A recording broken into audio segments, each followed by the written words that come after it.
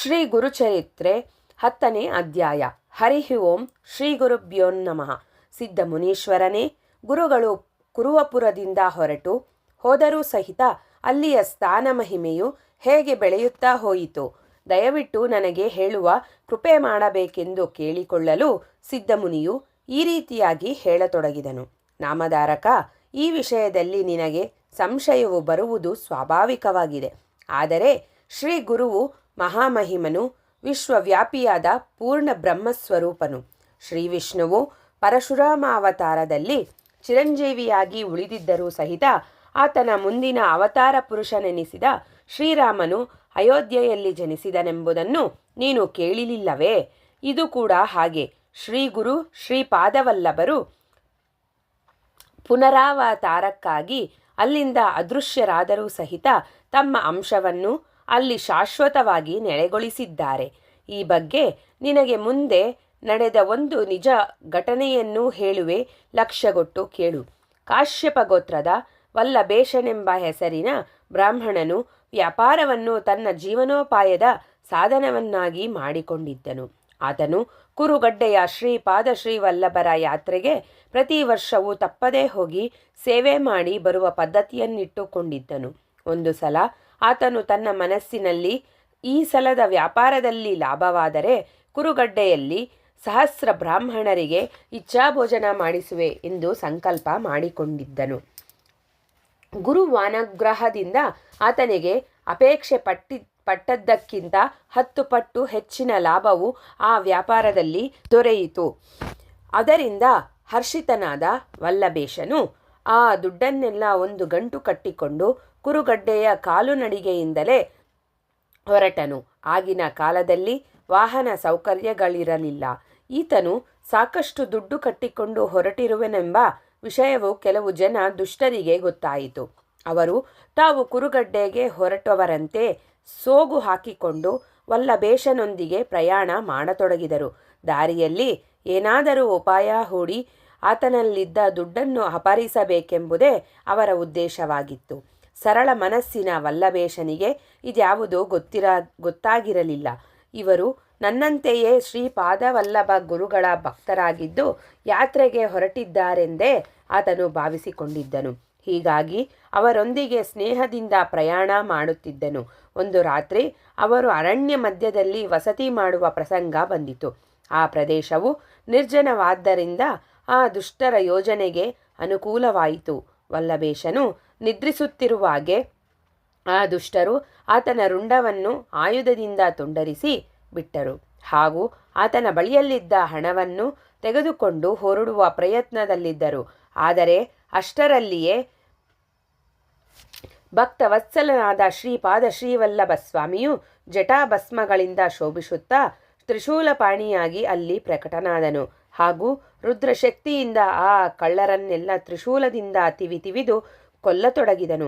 ಇನ್ನು ನಮಗೆ ಉಳಿಗಾಲವಿಲ್ಲ ಎಂಬುದನ್ನು ತಿಳಿದುಕೊಂಡ ಒಬ್ಬನು ಮಾತ್ರ ಧಾವಿಸಿ ಬಂದು ಗುರುಗಳ ಕಾಲಿಗೆ ಬಿದ್ದನು. ಹಾಗೂ, ಗುರುವೇ, ನಾನು ನಿರಪರಾಧಿ.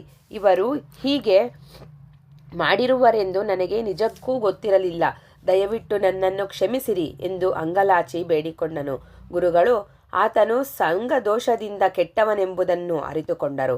ಹಾಗೂ ಆತನ ಕೈಯಲ್ಲಿ ಭಸ್ಮ ಕೊಟ್ಟು ವಲ್ಲಭೇಶನ ರುಂಡಮುಂಡಗಳನ್ನು ಕೂಡಿಸಿ ಸರ್ವಾಂಗಗಳಿಗೆ ಭಸ್ಮ ಲೇಪಿಸಲು ಆಜ್ಞೆ ಮಾಡಿದರು. ಆತನು ರುಂಡಮುಂಡಗಳನ್ನು ಒಂದುಗೂಡಿಸಿದನು. ಗುರುವಾಜ್ಞೆಯಂತೆ ವಲ್ಲಭೇಶನ ಮೈಗೆಲ್ಲ ಭಸ್ಮ ಲೇಪಿಸುತ್ತಾ ಹತ್ತಿರದಲ್ಲಿಯೇ ಕುಳಿತುಕೊಂಡನು. ಗುರುಗಳು ತಕ್ಷಣವೇ ಅದೃಶ್ಯರಾದರು. ವಲ್ಲಭೇಶನ ನಿದ್ರೆಯಿಂದೆಚ್ಚೆತ್ತವನಂತೆ ಎದ್ದು ಕುಳಿತನು. ಕಳ್ಳರೆಲ್ಲ ಹತರಾಗಿ ಬಿದ್ದಿರುವುದನ್ನು ಕಂಡು ಗಾಬರಿಯಿಂದ ಇದೇನು ಭೀಕರತೆ ಎಂದು ಜೀವದಿಂದ ಉಳಿದಿದ್ದ ವ್ಯಕ್ತಿಯನ್ನು ಕೇಳಿದನು. ಆ ವ್ಯಕ್ತಿಯು ನಡೆದ ಘಟನೆಯನ್ನೆಲ್ಲ ವಿವರವಾಗಿ ತಿಳಿಸಿದೊಡನೆಯೇ ಇದು ಶ್ರೀಪಾದ ಶ್ರೀವಲ್ಲಭ ಗುರುಗಳದೇ ಚಮತ್ಕಾರ ಎಂದು ಅರಿತುಕೊಂಡನು. ಗುರುಗಳಲ್ಲಿದ್ದ ಆತನ ಭಕ್ತಿ ವಿಶ್ವಾಸಗಳು 100 ಪಟ್ಟು ಹೆಚ್ಚಾದವು. ಸತ್ತು ಬಿದ್ದಿರುವ ಕಳ್ಳರ ಬಳಿಯಲ್ಲಿದ್ದ ತನ್ನ ಹಣವನ್ನು ತೆಗೆದುಕೊಂಡು ತಡಮಾಡದೆ ಕುರುವಪುರಕ್ಕೆ ಬಂದು ತಲುಪಿದನು. ಅಲ್ಲಿ ವಲ್ಲಭೇಶನು ಆ ಹಣದಿಂದ 4,000 ಬ್ರಾಹ್ಮಣರಿಗೆ ಇಚ್ಛಾಭೋಜನ ಮಾಡಿಸಿದನು. ಅಂದ ಮೇಲೆ ನಾಮಧಾರಕ ಶ್ರೀಪಾದ ಶ್ರೀವಲ್ಲಭ ಗುರುಗಳು ಇಂದಿಗೂ ಕುರುಗಡ್ಡೆಯಲ್ಲಿ ಗುಪ್ತವಾಗಿ ನೆಲೆಸಿರುವರೆಂಬ ವಿಷಯದಲ್ಲಿ ನೀನು ಸಂಶಯವನ್ನೇ ತಳೆಯಬೇಡ ಎಂದು ನಾಮಧಾರಕನಿಗೆ ಸಿದ್ಧಮುನಿಗಳು ತಿಳಿಸಿದರೆಂಬಲ್ಲಿಗೆ ಸಾರರೂಪ ಶ್ರೀ ಗುರುಚರಿತ್ರೆಯ 10ನೇ ಅಧ್ಯಾಯವು ಮುಕ್ತಾಯವಾಯಿತು. ಶ್ರೀ ಗುರುಚರಿತ್ರೆ 11ನೇ ಅಧ್ಯಾಯ. ಹರಿ ಓಂ ಶ್ರೀ ಗುರುಭ್ಯೋ ನಮಃ. ನಾಮಧಾರಕ ಶ್ರೀಪಾದ ಶ್ರೀವಲ್ಲಭ ಗುರುಗಳ ಆದೇಶದಂತೆ ಆ ಮರಣ ಪರ್ಯಂತ ಶನಿಪ್ರದೋಷ ಪೂಜೆ ಮಾಡಿದ ಅಂಬಿಕೆಯು ಉತ್ತರ ಭಾಗದಲ್ಲಿರುವ ಕರಂಜನಗರದಲ್ಲಿ ಬ್ರಾಹ್ಮಣ ಪುತ್ರಿಯಾಗಿ ಜನಿಸಿದಳು. ತಂದೆ ತಾಯಿಗಳು ಅವಳಿಗೆ ಅಂಬಾಭವಾನಿ ಎಂದು ನಾಮಕರಣ ಮಾಡಿದರು. ಅವಳು ಪ್ರಾಯಕ್ಕೆ ಬಂದ ಕೂಡಲೇ ಅದೇ ಊರಿನಲ್ಲಿದ್ದ ಮಾಧವನೆಂಬ ಹೆಸರಿನ ಶಿವಭಕ್ತನಾದ ಬ್ರಾಹ್ಮಣನೊಂದಿಗೆ ಅವಳ ಮದುವೆ ಮಾಡಿದರು. ಶಿವಭಕ್ತರಾದ ದಂಪತಿಗಳಿಬ್ಬರು ಸುಖ ಸಂಸಾರ ಮಾಡಿಕೊಂಡಿರಲು ಕಾಲಾನುಕ್ರಮದಲ್ಲಿ ಶಿವ ಕರುಣೆಯಿಂದ ಭವಾನಿಯು ಗರ್ಭಿಣಿಯಾದಳು. ಅವಳಿಗೆ ಉತ್ತಮ ರೀತಿಯ ಬಯಕೆಗಳುಂಟಾಗತೊಡಗಿದವು. ಸದಾ ಬ್ರಹ್ಮಜ್ಞಾನದ ಮಾತುಗಳು ಅವಳ ಮುಖದಿಂದ ಹೊರಡತೊಡಗಿದವು. ನವಮಾಸಗಳು ತುಂಬಲು ಅಂಬಾಭವಾನಿಯು ಪುಷ್ಯ ಶುದ್ಧ ದ್ವಿತೀಯ ದಿವಸ ಶುಭ ಮುಹೂರ್ತದಲ್ಲಿ ಗಂಡು ಮಗುವನ್ನು ಹೆತ್ತಳು. ಮಗುವು ಭೂಮಿಗೆ ಬಿದ್ದೊಡನೆಯೇ ಓಂ ಎಂದು ಉಚ್ಚರಿಸಿದ್ದನ್ನು ಕೇಳಿ ಅಲ್ಲಿದ್ದವರೆಲ್ಲರೂ ವಿಸ್ಮಯಪಟ್ಟರು. ಜ್ಯೋತಿಷಿಗಳು ಈ ಮಗುವು ಜಗತ್ತಿಗೆ ಗುರುವಾಗಿ ಪೂಜೆಗೊಳ್ಳುವನೆಂದು, ನವನಿಧಿ ಅಷ್ಟಸಿದ್ಧಿಗಳು ಇವನ ಸನ್ನಿಧಿಯಲ್ಲಿ ನಿಲ್ಲುವವೆಂದು ಭವಿಷ್ಯ ನುಡಿದರು. ಹಾಗೂ ಈತನು ಪ್ರಾಪಂಚಿಕ ಬಂಧನಕ್ಕೊಳಗಾಗದೆ ಭಕ್ತೋದ್ಧಾರಕ್ಕಾಗಿ ಶ್ರಮಿಸುವ ಅವತಾರ ಪುರುಷನೆಂದು ಹೇಳಿದರು ಮತ್ತು ಆತನ ಚರಣಗಳಿಗೆ ನಮಸ್ಕರಿಸಿ ಹೊರಟು ಹೋದರು. 12ನೆಯ ದಿವಸದಂದು ಮಗುವಿಗೆ ನರಹರಿ ಎಂದು ನಾಮಕರಣ ಮಾಡಿದರು. ನರಹರಿಯು ಅವತಾರಿಕ ಪುರುಷನೇ ಹೌದೆಂಬುದು ತಂದೆ ತಾಯಿಗಳಿಗೆ ಆತನ ಬಾಲ್ಯದಲ್ಲಿಯೇ ಎಷ್ಟೋ ಸಲ ನಿದರ್ಶನಕ್ಕೆ ಬಂದ ವಿಷಯವಾಗಿತ್ತು. ಒಂದು ದಿನ ತಾಯಿ ಅಂಬಾಭವಾನಿಯು ಮಗು ನರಹರಿಗೆ ನನ್ನ ಎದೆ ಹಾಲು ಸಾಲದು ಎಂದು ಹಸು ಕೊಳ್ಳಿರಿ ಎಂದು ಗಂಡನಿಗೆ ಹೇಳುತ್ತಿದ್ದುದನ್ನು ಬಾಲ ನರಹರಿಯು ಕೇಳಿಸಿಕೊಂಡನು. ತಟ್ಟನೆ ತನ್ನ ತಾಯಿಯ ಎದೆಯ ಮೇಲೆ ಕೈ ಸೋಂಕಿಸಲು ಅವಳ ಮೊಳೆಗಳಿಂದ ಧಾರಾಕಾರವಾಗಿ ಹಾಲು ಹರಿಯತೊಡಗಿತು. ತನಗೆ ತಾಯಿಯ ಹಾಲೇ ಸಾಕೆಂಬುದು ಆತನ ಸೂಚನೆಯಾಗಿತ್ತು. ಅದನ್ನು ಕಂಡ ತಂದೆ ತಾಯಿಗಳು ಆತನ ಪುಟ್ಟ ಪಾದಗಳನ್ನು ಕಣ್ಣಿಗೊತ್ತಿಕೊಂಡು ಭಕ್ತಿಯಿಂದ ನಮಸ್ಕರಿಸಿದರು. ಬಾಲಕನು 2 ವರ್ಷದವನಾದರೂ ಆತನ ಬಾಯಿಯಿಂದ ಮಾತುಗಳೇ ಹೊರಡಲಿಲ್ಲ. ಯಾರಾದರೂ ಮಾತನಾಡಿಸಿದರೆ ಓಂ ಎಂದು ಪ್ರಣವವನ್ನಷ್ಟೇ ಉಚ್ಚರಿಸುತ್ತಿದ್ದನು. ಹೀಗೆ 5-6 ವರ್ಷ ಕಳೆದವು. ಈ ಮಗನು ಮೂಕನಾಗಿ ಹುಟ್ಟಿದವನೆಂದು ತಂದೆ ತಾಯಿಗಳು ಚಿಂತೆಗೀಡಾದರು. ಈ ಮಗುವಿಗೆ ಮಾತು ಬರಲು ಏನು ಮಾಡಬೇಕೆಂದು ಜ್ಯೋತಿಷಿಗಳಲ್ಲಿ ವಿಚಾರಿಸಿದರು. ಅವರು ರವಿವಾರ ದಿವಸ ಅರಳೆಯ ಎಲೆಯಲ್ಲಿ ಅನ್ನ ಉಣಿಸಿರಿ ಎಂದು ಸಲಹೆ ನೀಡಿದರು. ಇನ್ನೊಬ್ಬರು ಕುಲದೇವರ ಆರಾಧನೆ ಮಾಡಿರೆಂದು ಹೇಳಿದರು. ಆದರೆ ಅವರು ಹೇಳಿದ್ದನ್ನೆಲ್ಲ ಮಾಡಿದರೂ ನರಹರಿಯು ಮಾತನಾಡಲಿಲ್ಲ. ಅದಕ್ಕೆ ಪ್ರತಿಯಾಗಿ ತಂದೆಯ ಕೊರಳಲ್ಲಿದ್ದ ಜನಿವಾರ ತೋರಿಸಿ ತನ್ನ ಉಪನಯನ ಮಾಡಿದಾಗ ತಾನು ಮಾತನಾಡುತ್ತೇನೆಂಬ ಅರ್ಥ ಬರುವಂತೆ ಸನ್ನೆ ಮಾಡಿ ತೋರಿಸಿ ತಾಯಿಯ ಕಣ್ಣೀರೊರೆಸಿದನು. ಅದನ್ನು ನೋಡಿ ತಂದೆ ತಾಯಿಗಳಿಗೆ ಅತ್ಯಾನಂದವಾಯಿತು. ಆದರೂ ಮೂಕನಾದ ಈತನಿಗೆ ಮುಂಜಿವೆ ಮಾಡುವುದು ಹೇಗೆ? ಇವನಿಗೆ ಗಾಯತ್ರಿ ಮಂತ್ರೋಪದೇಶ ಮಾಡುವುದಾದರೂ ಹೇಗೆ? ಇವನು ನಮ್ಮ ಮುಪ್ಪಿನ ಕಾಲದಲ್ಲಿ ನಮ್ಮನ್ನು ಸಂರಕ್ಷಿಸುವುದಾದರೂ ಹೇಗೆ ಎಂದು ತಂದೆ ತಾಯಿಗಳು ತಮ್ಮಲ್ಲಿ ಮಾತನಾಡಿಕೊಳ್ಳುತ್ತಿರುವುದನ್ನು ನರಹರಿಯು ಆಸಕ್ತಿಯಿಂದ ಆಲಿಸಿದನು. ಅಲ್ಲಿಯೇ ಸಮೀಪದಲ್ಲಿದ್ದ ಕಬ್ಬಿಣದ ಹಾರಿಯೊಂದನ್ನು ಕೈಗೆತ್ತಿಕೊಂಡನು. ತಕ್ಷಣವೇ ಅದು ಬಂಗಾರದ್ದಾಯಿತು. ಅದನ್ನು ತಾಯಿಯ ಕೈಗೆ ಕೊಟ್ಟನು. ತಂದೆ ತಾಯಿಗಳಿಗೆ ಅದನ್ನು ನೋಡಿ ಆಶ್ಚರ್ಯಾನಂದಗಳು ಏಕಕಾಲಕ್ಕೆ ಉದ್ಭವವಾದವು. ಕುತೂಹಲದಿಂದ ಇನ್ನೊಂದು ಕಬ್ಬಿಣದ ತುಂಡನ್ನು ಆತನ ಕೈಗಿತ್ತರು. ಅದೂ ಬಂಗಾರದ್ದಾಯಿತು. ಇವನು ಅವತಾರಿಕ ಪುರುಷನೇ ಹೊರತು ಮನುಷ್ಯ ಮಾತ್ರನಲ್ಲವೆಂಬುದು ತಂದೆ ತಾಯಿಗಳಿಗೆ ಖಚಿತವಾಯಿತು. ಇನ್ನು ತಡ ಮಾಡುವುದು ಬೇಡವೆಂದು ಯೋಚಿಸಿ ವೇದವಿದ್ಯಾ ನಿಪುಣರಾದ ಬ್ರಾಹ್ಮಣೋತ್ತಮರಿಂದ ಕುಮಾರನ ಉಪನಯನಕ್ಕಾಗಿ ಒಂದು ಶುಭ ಮುಹೂರ್ತವನ್ನು ತೆಗೆಸಿದರು. ತಂದೆಯು ಅದ್ದೂರಿಯಾಗಿ ಮಗನ ಮುಂಜಿವೆ ಮಾಡುವ ಸಿದ್ಧತೆ ನಡೆಸಿದನು. ಅದನ್ನು ನೋಡಿ ಮೂಕ ಹುಡುಗನ ಮುಂಜಿವೆಗಾಗಿ ಇಷ್ಟೊಂದು ಸಂಭ್ರಮವೇಕೆ ಎಂದು ಕೆಲವು ಕುತ್ಸಿತ ಬುದ್ಧಿಯ ಜನರು ಹಿಂದು ಮುಂದು ಆಡಿಕೊಂಡು ನಗುತ್ತಿದ್ದರು. ಆದರೆ ಮಾಧವನು ಅಂಥವರ ಮಾತುಗಳಿಗೆ ಲಕ್ಷ್ಯವೀಯದೆ ಸಿದ್ಧತೆ ನಡೆಸಿದನು. ಉಪನಯನದ ದಿನದಂದು ಎಲ್ಲ ವಿಧಿಗಳು ಯಥಾಸಾಂಗವಾದವು. ವಟುವಿಗೆ ಮಂತ್ರಪೂರ್ವಕವಾಗಿ ಯಜ್ಞೋಪವೀತವನ್ನು ಧಾರಣ ಮಾಡಿದರು. ತಂದೆ ಉಪದೇಶಿಸಿದ ಗಾಯತ್ರಿ ಮಂತ್ರವನ್ನು ನರಹರಿಯು ಮನಸ್ಸಿನಲ್ಲಿಯೇ ಸ್ಮರಿಸಿದನು. ನಂತರ ಅಂಬಾಭವಾನಿಯು ಮಾತೃಭಿಕ್ಷೆ ಹಾಕಿ ಭಿಕ್ಷಾವೃತ್ತಿಯಿಂದ ವೇದಗಳನ್ನು ಅಭ್ಯಾಸ ಮಾಡುತ್ತಾ ಧರ್ಮದಂತೆ ನಡೆ ಎಂದು ಪದ್ಧತಿಯಂತೆ ಹೇಳಿದಾಗ ನರಹರಿಯು ಆಶ್ಚರ್ಯಕರವೆನಿಸುವಂತೆ ಋಗ್ವೇದವನ್ನು ಉಚ್ಚಾರ ಮಾಡತೊಡಗಿದನು. ಅವಳು 2ನೇ ಸಲ ಭಿಕ್ಷೆ ಹಾಕಿದಾಗ ಯಜುರ್ವೇದವನ್ನು, ಮೂರನೇ ಸಲದ ಭಿಕ್ಷೆಗೆ ಸಾಮವೇದವನ್ನು ಪಠಿಸಿದನು. ಕೂಡಿದ ಜನರು ಆತನ ಅಸ್ಖಲಿತವಾಗಿ ವೇದ ಪಠಿಸುವುದನ್ನು ಕಂಡು ಮೂಕ ವಿಸ್ಮಿತರಾಗಿ ನಿಂತುಬಿಟ್ಟರು. ನಂತರ ನರಹರಿಯು ತಾಯಿಯನ್ನು ಕುರಿತು, ಅಮ್ಮ, ನೀನು ನನಗೆ ಭಿಕ್ಷಾಟನೆಯಿಂದ ವೇದಾಭ್ಯಾಸ ಮಾಡುತ್ತಾ ಧರ್ಮದಂತೆ ಸಾಗು ಎಂದು ಆಜ್ಞೆ ಮಾಡಿರುವಿ. ನಿನ್ನ ಮಾತನ್ನು ನಾನು ಎಂದಿಗೂ ಮೀರಿ ನಡೆಯಲಾರೆ. ನನಗೆ ತೀರ್ಥಯಾತ್ರೆಗೆ ಹೋಗಲು ಅನುಮತಿ ನೀಡು ಎಂದು ಕೇಳಿಕೊಂಡನು. ಮಗನ ಮಾತನ್ನು ಕೇಳಿ ತಂದೆ ತಾಯಿಗಳು ಕಕ್ಕಾವಿಕ್ಕಿಯಾದರು. ಅವರ ಕಣ್ಣುಗಳಿಂದ ಜಲಧಾರೆ ಸುರಿಯತೊಡಗಿತು. ತಾಯಿ ಅಂಬಿಕೆಯು ಮಗನನ್ನಪ್ಪಿ ರೋಧಿಸುತ್ತಾ, ಕಂದ, ನೀನೀಗ ಹೊರಟು ಹೋದರೆ ನಮ್ಮ ಗತಿಯೇನು? ಇದುವರೆಗೂ ನೀನು ಮೂಕನಾಗಿಯೇ ಉಳಿದಿದ್ದರಿಂದ ನಿನ್ನ ಮುದ್ದು ಮಾತುಗಳನ್ನು ಕೇಳಬೇಕೆಂಬ ನಮ್ಮ ಬಯಕೆ ಕೂಡ ಸಂತೃಪ್ತಿ ಹೊಂದಿಲ್ಲ. ನಿನ್ನ ಹೊರತಾಗಿ ನನಗೆ ಬೇರೆ ಮಕ್ಕಳಿಲ್ಲ ಅಂದ ಮೇಲೆ ನಮಗೆ ಮುಪ್ಪಿನ ಕಾಲದಲ್ಲಿ ಗತಿಯಾರು ಎಂದು ಕೇಳಿದಳು. ನರಹರಿಯು ತಾಯಿಯನ್ನು ಕುರಿತು, ಅಮ್ಮ, ನೀನು ಆ ಬಗ್ಗೆ ಎಷ್ಟೂ ಚಿಂತಿಸಬೇಡ. ಯಾಕೆಂದರೆ ನೀನು ಪೂರ್ವಜನ್ಮದಲ್ಲಿ ಶನಿ ಪ್ರದೋಷ ಪೂಜೆಯಿಂದ ಶಂಕರನನ್ನು ಆರಾಧಿಸಿರುವಿ. ಆ ಫಲದಿಂದಾಗಿ ನಿನಗೆ ನನ್ನ ಹೊರತಾಗಿ 4 ಜನ ಗಂಡು ಮಕ್ಕಳು ಹುಟ್ಟುತ್ತಾರೆ. ಅವರು ವಿಚಾರವಂತರು, ಧರ್ಮವಂತರು ಆಗಿ ನಿಮ್ಮ ಮುಪ್ಪಿನಲ್ಲಿ ಯಾವ ಕುಂದು ಬರದಂತೆ ರಕ್ಷಿಸುತ್ತಾರೆ. ನಿನ್ನ ಪೂರ್ವತಿಹಾಸವನ್ನು ಸ್ವಲ್ಪ ಸ್ಮರಣೆಗೆ ತೆಗೆದುಕೋ ಎಂದು ನುಡಿಯುತ್ತಾ ತನ್ನ ಹಸ್ತವನ್ನು ಅವಳ ಹಣೆಯ ಮೇಲಿಟ್ಟನು. ಕೂಡಲೇ ಅಂಬಾಭವಾನಿಗೆ ತನ್ನ ಗತಜನ್ಮದ ಸ್ಮರಣೆ ಉಂಟಾಯಿತು. ಈಗ ತನ್ನ ಹೊಟ್ಟೆಯಿಂದ ಹುಟ್ಟಿದ ನರಹರಿಯು ಸಾಕ್ಷಾತ್ ಶ್ರೀಪಾದಗುರುವೇ ಆಗಿದ್ದಾನೆಂಬುದು ಅವಳಿಗೆ ಖಚಿತವಾಯಿತು.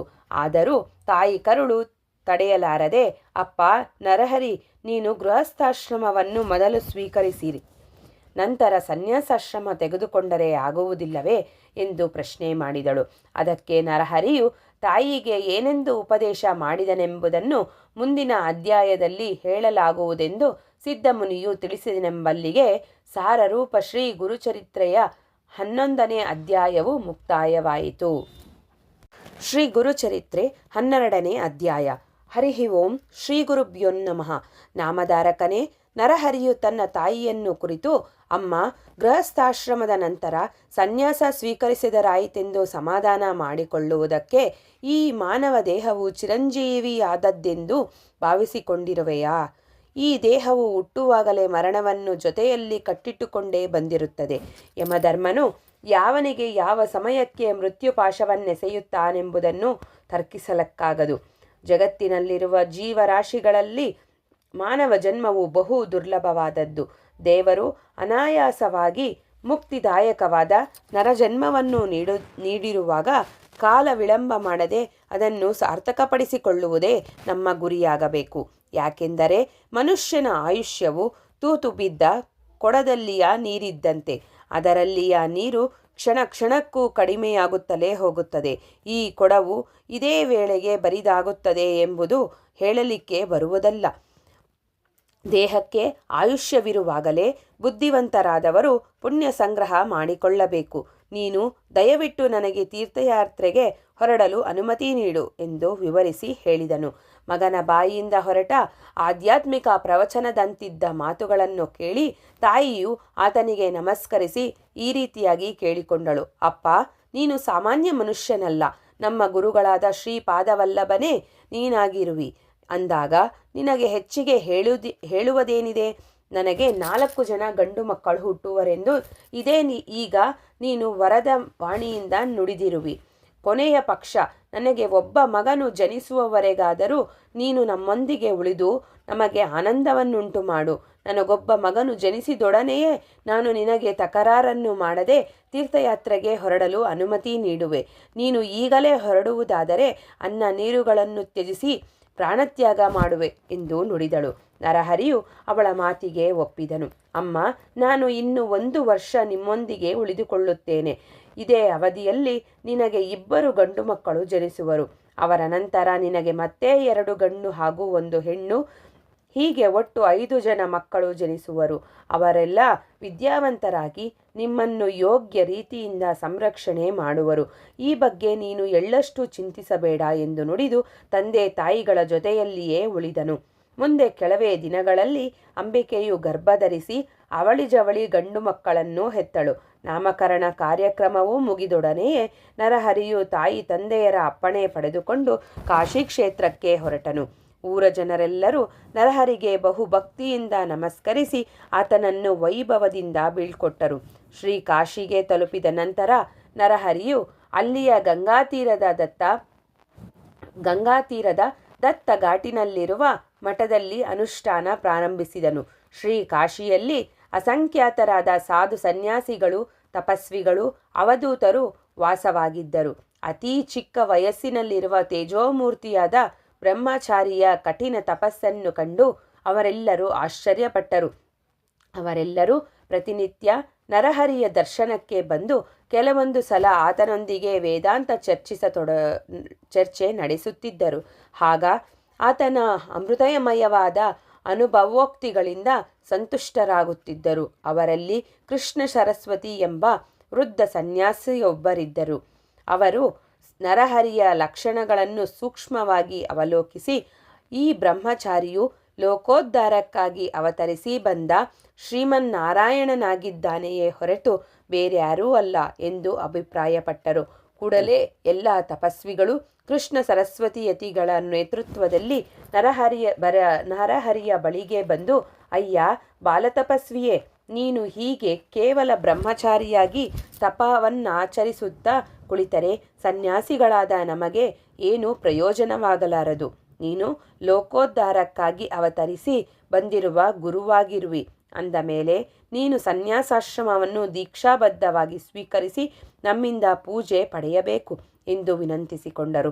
ಅದಕ್ಕೆ ನರಹರಿಯು ಸಂತೋಷದಿಂದ ಒಪ್ಪಿಕೊಂಡನು. ಶ್ರೀಕೃಷ್ಣ ಸರಸ್ವತಿ ಯತಿಗಳು ನರಹರಿಗೆ ಸನ್ಯಾಸ ದೀಕ್ಷೆಯನ್ನು ಅನುಗ್ರಹಿಸಿ ಆತನಿಗೆ ನರಸಿಂಹ ಸರಸ್ವತಿ ಎಂಬ ಅಭಿಧಾನವನ್ನಿಟ್ಟರು.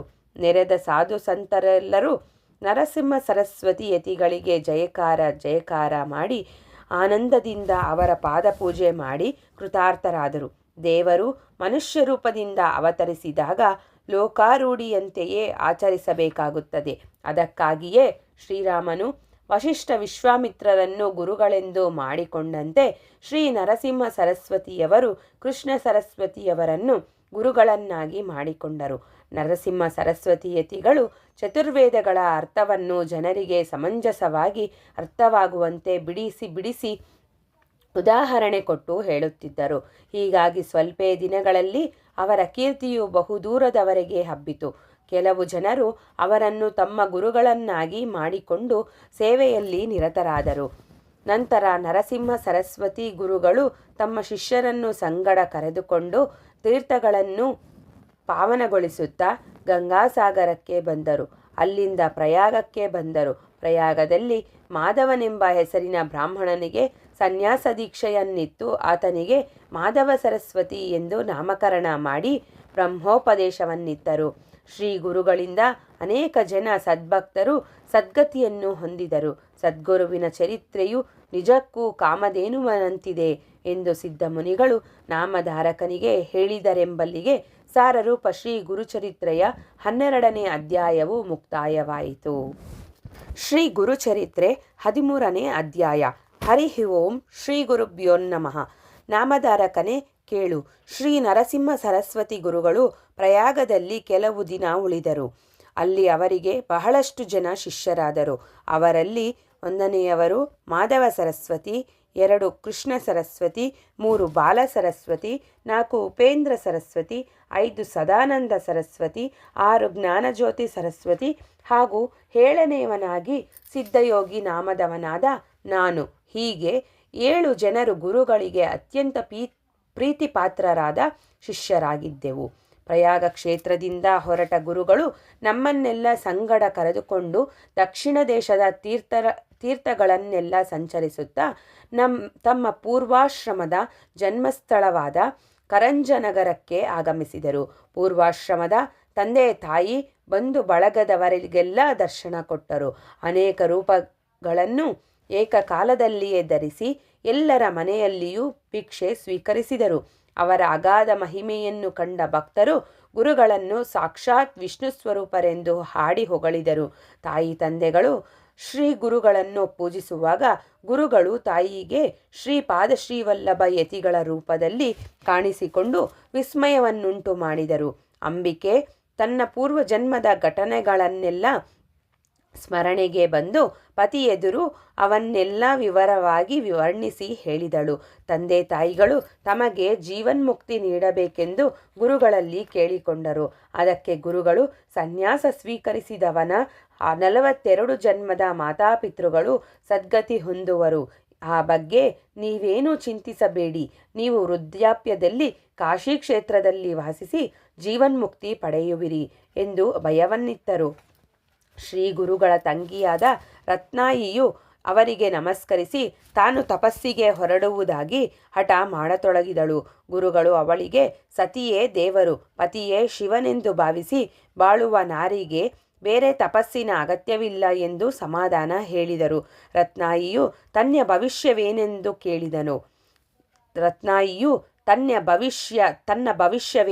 ಕೇಳಿದಳು. ಅದಕ್ಕೆ ಗುರುಗಳು, ರತ್ನಾಯಿ, ನಿನ್ನ ಜೀವನದ ಪೂರ್ವಾರ್ಧವೇನೋ ಸಂತೋಷದಿಂದ ಕಳೆಯುವುದು. ಆದರೆ ಉತ್ತರಾರ್ಧದಲ್ಲಿ ನೀನು ಬಹು ಕಷ್ಟ ನಷ್ಟಗಳನ್ನು ಅನುಭವಿಸಬೇಕಾಗುವುದು. ಯಾಕೆಂದರೆ ನೀನು ನಿನ್ನ ಹಿಂದಿನ ಜನ್ಮದಲ್ಲಿ ಗೋಮಾತೆಯನ್ನು ಒದ್ದಿರುವಿ. ಆ ಕಾರಣದಿಂದ ನಿನಗೆ ಕುಷ್ಠರೋಗ ತಗುಲುವುದು. ಪೂರ್ವಜನ್ಮದಲ್ಲಿ ನೀನು ಪ್ರೀತಿಯಿಂದಿದ್ದ ದಂಪತಿಗಳಲ್ಲಿ ಕಲಹ ಹುಟ್ಟಿಸಿರುವಿ. ಅದರಿಂದಾಗಿ ಈ ಜನ್ಮದಲ್ಲಿ ನಿನ್ನ ಪತಿಯು ಸನ್ಯಾಸಿಯಾಗಿ ನಿನ್ನನ್ನಗಲಿ ಹೋಗುವನು ಎಂದು ನುಡಿಯಲು ರತ್ನಾಯಿಯು ಅಳತೊಡಗಿದಳು. ಆಗ ಗುರುಗಳು, ತಂಗಿ, ದುಃಖಿಸಬೇಡ. ಪಾಪ ಮಾಡಿದವರು ಅದರ ಫಲವನ್ನು ಅನುಭವಿಸಲೇಬೇಕು. ನೀನೆಷ್ಟೇ ಕಷ್ಟ ಅನುಭವಿಸಿದರೂ ನಿನ್ನ ಕೊನೆಗಾಲದಲ್ಲಿ ನಾನು ನಿನಗೆ ದರ್ಶನ ಕೊಟ್ಟು ಸದ್ಗತಿ ನೀಡುತ್ತೇನೆ ಎಂಬುದಾಗಿ ಅಭಯ ನೀಡಿದರು. ಆಮೇಲೆ ಗುರುಗಳು ತ್ರಯಂಬಕೇಶ್ವರಕ್ಕೆ ಹೋದರು. ನಂತರ ಮಂಜರಿಕ ಕ್ಷೇತ್ರಕ್ಕೆ ಬಂದರು. ಅಲ್ಲಿ ಮಾಧವಾರಣ್ಯ ಎಂಬ ಹೆಸರಿನ ಯೋಗಿ ಇದ್ದನು. ಆತನು ನರಸಿಂಹದೇವರ ಆರಾಧಕನಾದ್ದರಿಂದ ಚಿತ್ತದಲ್ಲಿ ನರಸಿಂಹದೇವರನ್ನು ನಿಲ್ಲಿಸಿಕೊಂಡು ನಿತ್ಯದಲ್ಲೂ ಮಾನಸ ಪೂಜೆ ಸಲ್ಲಿಸುತ್ತಿದ್ದನು. ಗುರುಗಳು ಆ ಕ್ಷೇತ್ರಕ್ಕೆ ಕಾಲಿಟ್ಟಾಗ ಆತನ ಮಾನಸ ಪೂಜೆಯಲ್ಲಿ ನರಸಿಂಹದೇವರ ಬದಲಾಗಿ ಗುರುಗಳು ಕಾಣಿಸಿಕೊಳ್ಳತೊಡಗಿದರು. ಆದ್ದರಿಂದ ಆಶ್ಚರ್ಯಪಟ್ಟ ಮಾಧವಾರಣ್ಯನು, ನೀನು ಪ್ರತ್ಯಕ್ಷ ನರಸಿಂಹದೇವರಿರುವಿ ಎನ್ನುತ್ತಾ ಗುರುಗಳಿಗೆ ನಮಸ್ಕಾರ ಮಾಡಿದನು. ಗುರುಗಳು ಆತನಿಗೆ ನರಸಿಂಹ ರೂಪದಲ್ಲಿಯೇ ದರ್ಶನ ನೀಡಿ ಆಶೀರ್ವದಿಸಿದರು. ಆಮೇಲೆ ನರಸಿಂಹ ಸರಸ್ವತಿ ಯತಿಗಳು ವ್ಯಾಸರ ಬ್ರಹ್ಮೇಶ್ವರಕ್ಕೆ ಹೊರಟರು. ಒಂದು ದಿವಸ ಗುರುಗಳ ಸಮೇತ ಗೋದಾವರಿ ನದಿಗೆ ಸ್ನಾನಾರ್ಥವಾಗಿ ಬಂದಾಗ ಒಬ್ಬ ಬ್ರಾಹ್ಮಣನು ಹೊಟ್ಟೆ ನೋವಿನ ತಾಪವನ್ನು ತಾಳಲಾರದೆ ನದಿಯಲ್ಲಿ ಮುಳುಗಿ ಆತ್ಮಹತ್ಯೆ ಮಾಡಿಕೊಳ್ಳುವ ಪ್ರಯತ್ನದಲ್ಲಿದ್ದುದನ್ನು ಕಂಡರು. ಆತನು ಅನ್ನ ಉಂಡ ಕೂಡಲೇ ಅವನಿಗೆ ಉದರವ್ಯಾಧಿ ಪ್ರಾರಂಭವಾಗುತ್ತಿತ್ತು. ಅಂದು ಮಹಾನವಮಿ ಇದ್ದುದರಿಂದ ಅವನು ಯಥೇಷ್ಟವಾಗಿ ಊಟ ಮಾಡಿದ್ದರಿಂದಲೇ ಇಂಥ ವಿಪತ್ತಿಗೆ ಒಳಗಾಗಿದ್ದನು. ವ್ಯಾಧಿಯ ಪ್ರಮಾಣ ಹೆಚ್ಚಾದಾಗ ಆತನು ವೇದನೆಯಿಂದ, ಅಯ್ಯೋ ಗುರುನಾಥ, ಈ ವ್ಯಾಧಿ ತಾಳಲಾರೆ, ನನಗೆ ಮರಣ ನೀಡು ಶಿವನೇ ಎಂದು ಒಂದೇ ಸಮನೆ ಚೀರಿಕೊಳ್ಳುತ್ತಿದ್ದನು.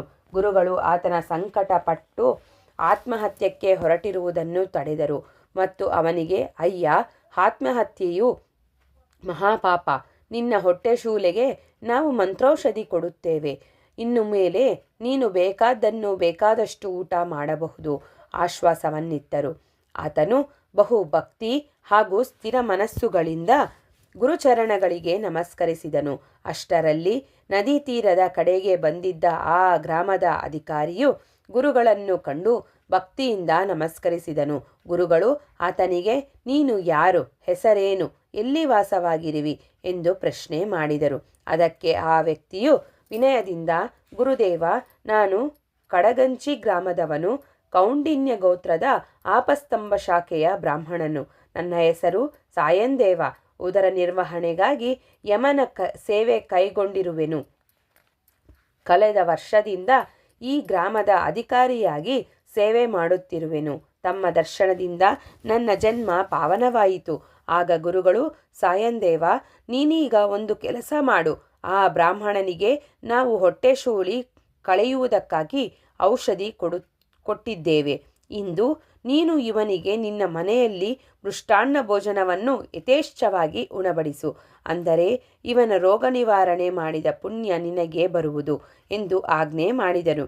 ಗುರುಗಳ ಮಾತಿನಂತೆ ವಿಶ್ವಾಸ ಹೊಂದಿದ್ದ ಸಾಯಂದೇವನು ಗುರುಗಳನ್ನುದ್ದೇಶಿಸಿ, ಗುರುಗಳೇ, ಈ ಬ್ರಾಹ್ಮಣನಷ್ಟೇ ಏಕೆ, ನೀವು ಸಹಿತ ನಿಮ್ಮ ಶಿಷ್ಯ ಪರಿವಾರದೊಂದಿಗೆ ಈ ಬಡವನ ಮನೆಗೆ ಭಿಕ್ಷೆಗೆ ಬರುವ ಕೃಪೆ ಮಾಡಬೇಕು ಎಂದು ಕೈಜೋಡಿಸಿ ಪ್ರಾರ್ಥಿಸಿಕೊಂಡ ಗುರುಗಳು ಅದಕ್ಕೆ ಸಮ್ಮತಿಯನ್ನಿತ್ತರು. ಸಾಯಂದೇವನು ಗುರುಗಳನ್ನು ಪರಿವಾರ ಸಮೇತ ತನ್ನ ಮನೆಗೆ ಕರೆದೊಯ್ದನು. ಮನೆಯಲ್ಲಿ ದಂಪತಿಗಳಿಬ್ಬರು ಗುರುಗಳ ಪಾದಪೂಜೆಯನ್ನು ಬಹು ವೈಭವದಿಂದ ನೆರವೇರಿಸಿದರು. ವಾದ್ಯ ಮೇಳಗಳೊಂದಿಗೆ ಆರತಿಯನ್ನು ಬೆಳಗಿದರು. ನಂತರ ತರತರದ ಪಕ್ವಾನ್ನಗಳೊಂದಿಗೆ ಊಟಕ್ಕೆ ಬಡಿಸಿದರು. ಗುರುಗಳು ಶಿಷ್ಯ ಪರಿವಾರದೊಂದಿಗೆ ಊಟಕ್ಕೆ ಕುಳಿತರು. ತಮ್ಮ ಸಮೀಪದಲ್ಲಿಯೇ ಆ ಉದರಶೂಲಿಯು ಬ್ರಾಹ್ಮಣನಿಗೆ ಎಲೆ ಹಾಕಿಸಿ ಊಟಕ್ಕೆ ಕುಳ್ಳಿರಿಸಿಕೊಂಡಿದ್ದರು. ಆತನಿಗೆ ಹೋಳಿಗೆ, ತುಪ್ಪ ಮುಂತಾದವುಗಳನ್ನು ಜುಲುಮೆ ಮಾಡಿಸಿ ಹೆಚ್ಚು ಹೆಚ್ಚಾಗಿ ಹಾಕಿಸಿದರು. ಬ್ರಾಹ್ಮಣನು ಹೊಟ್ಟೆ ತುಂಬ ಊಟ ಮಾಡಿದನು. ಗುರುಕೃಪೆಯಿಂದ ಆತನ ಹೊಟ್ಟೆ ನೋವು ಹೇಳ ಹೆಸರಿಲ್ಲದಂತೆ ಹೊರಟು ಹೋಯಿತು. ಇಂಥ ಸದ್ಗುರುವಿನ ಚರಿತ್ರೆಯನ್ನೋದುವ ಹಾಗೂ ಕೇಳುವ ಭಕ್ತರಿಗೆ ರೋಗ ಭಯವು ಬರಲಾರದೆಂದು ನಾಮಧಾರಕನಿಗೆ ಸಿದ್ಧಮುನಿಯು ಹೇಳಿದನೆಂಬಲ್ಲಿಗೆ ಸಾರರೂಪ ಶ್ರೀ ಗುರುಚರಿತ್ರೆಯ 13ನೇ ಅಧ್ಯಾಯವು ಮುಕ್ತಾಯವಾಯಿತು. ಶ್ರೀ ಗುರುಚರಿತ್ರೆ 14ನೇ ಅಧ್ಯಾಯ. ಹರಿ ಓಂ ಶ್ರೀ ಗುರುಭ್ಯೋ ನಮಃ. ನಾಮಧಾರಕನು ಬಹು ಭಕ್ತಿ ಕುತೂಹಲಗಳಿಂದ ಸಿದ್ಧಮುನಿಗೆ ನಮಸ್ಕರಿಸಿ, ಗುರುದೇವ, ನರಸಿಂಹ ಸರಸ್ವತಿ ಸ್ವಾಮಿಗಳು ಸಾಯಂದೇವನ ಮನೆಯಲ್ಲಿ ಮತ್ತೇನು ಮಾಡಿದರು? ನಾನು ಅವರ ಪುಣ್ಯ ಚರಿತ್ರೆಯನ್ನು ಸಂಪೂರ್ಣವಾಗಿ ಕೇಳುವುದಕ್ಕೆ ಉತ್ಸುಕನಾಗಿದ್ದೇನೆ ಎಂದು ವಿನಂತಿಸಿಕೊಳ್ಳಲು ಸಿದ್ಧಮುನಿಯು, ನಾಮಧಾರಕನೇ, ಕೇಳು. ಅಂದು ಸಾಯಂದೇವನು ತನ್ನ ಮನೆಯಲ್ಲಿ ವಿಚಿತ್ರ ವೈಭವ ಭಕ್ತಿಗಳೊಂದಿಗೆ ಗುರುಪೂಜೆ ಮಾಡಿದ್ದನು. ಅದರಿಂದ ಗುರುಗಳು ಆತನ ಮೇಲೆ ಸಂಪ್ರೀತರಾಗಿದ್ದರು. ಅವರು ಸಾಯಂದೇವನನ್ನು ಹತ್ತಿರ ಕರೆದು, ನೀನು ವಂಶಪರಂಪರೆಯಾಗಿ ನಮ್ಮ ಭಕ್ತನಾಗಬೇಕು ಎಂದು ಆಜ್ಞೆ ಮಾಡಿದರು. ಸಾಯಂದೇವನು ಗುರುವಾಣಿಯನ್ನು ಕೇಳಿ ಬಹಳ ಸಂತುಷ್ಟನಾದನು. ಗುರುಗಳನ್ನು ಪರಿಪರಿಯಿಂದ ಸ್ತುತಿಸಿ ಜಯ ಜಯಕಾರ ಮಾಡಿದನು. ಗುರುವೇ, ನೀನು ನನ್ನ ವಂಶವನ್ನು ಉದ್ಧರಿಸುವುದಕ್ಕಾಗಿ ಅವತರಿಸಿ ಬಂದ ನಾರಾಯಣನಾಗಿರುವಿ. ದಯವಿಟ್ಟು ನನ್ನ ವಂಶದ ಮುಂದಿನ ಪೀಳಿಗೆಯವರಿಗೂ ನಿನ್ನ ಮೇಲೆ ಅಪಾರ ಭಕ್ತಿ ಹುಟ್ಟುವಂತೆ ನೀನೇ ಅನುಗ್ರಹಿಸು. ನೀನು ನರರೂಪದಲ್ಲಿದ್ದರೂ ವಿಶ್ವವ್ಯಾಪಿಯಾಗಿರುವಿ. ವೇದಗಳು ಸಹಿತ ನಿನ್ನ ಮಹಿಮೆಯು ತಿಳಿಯದಾಗಿವೆ. ನಾನಂತೂ ಪಾಮರನು. ಹೊಟ್ಟೆಯ ಪಾಡಿಗಾಗಿ ಯವನ ದೊರೆಗೆ ಸೇವಕನಾದವನು. ಆ ಯವನನಾದರೋ ಬಹು ದುಷ್ಟನಾಗಿದ್ದಾನೆ.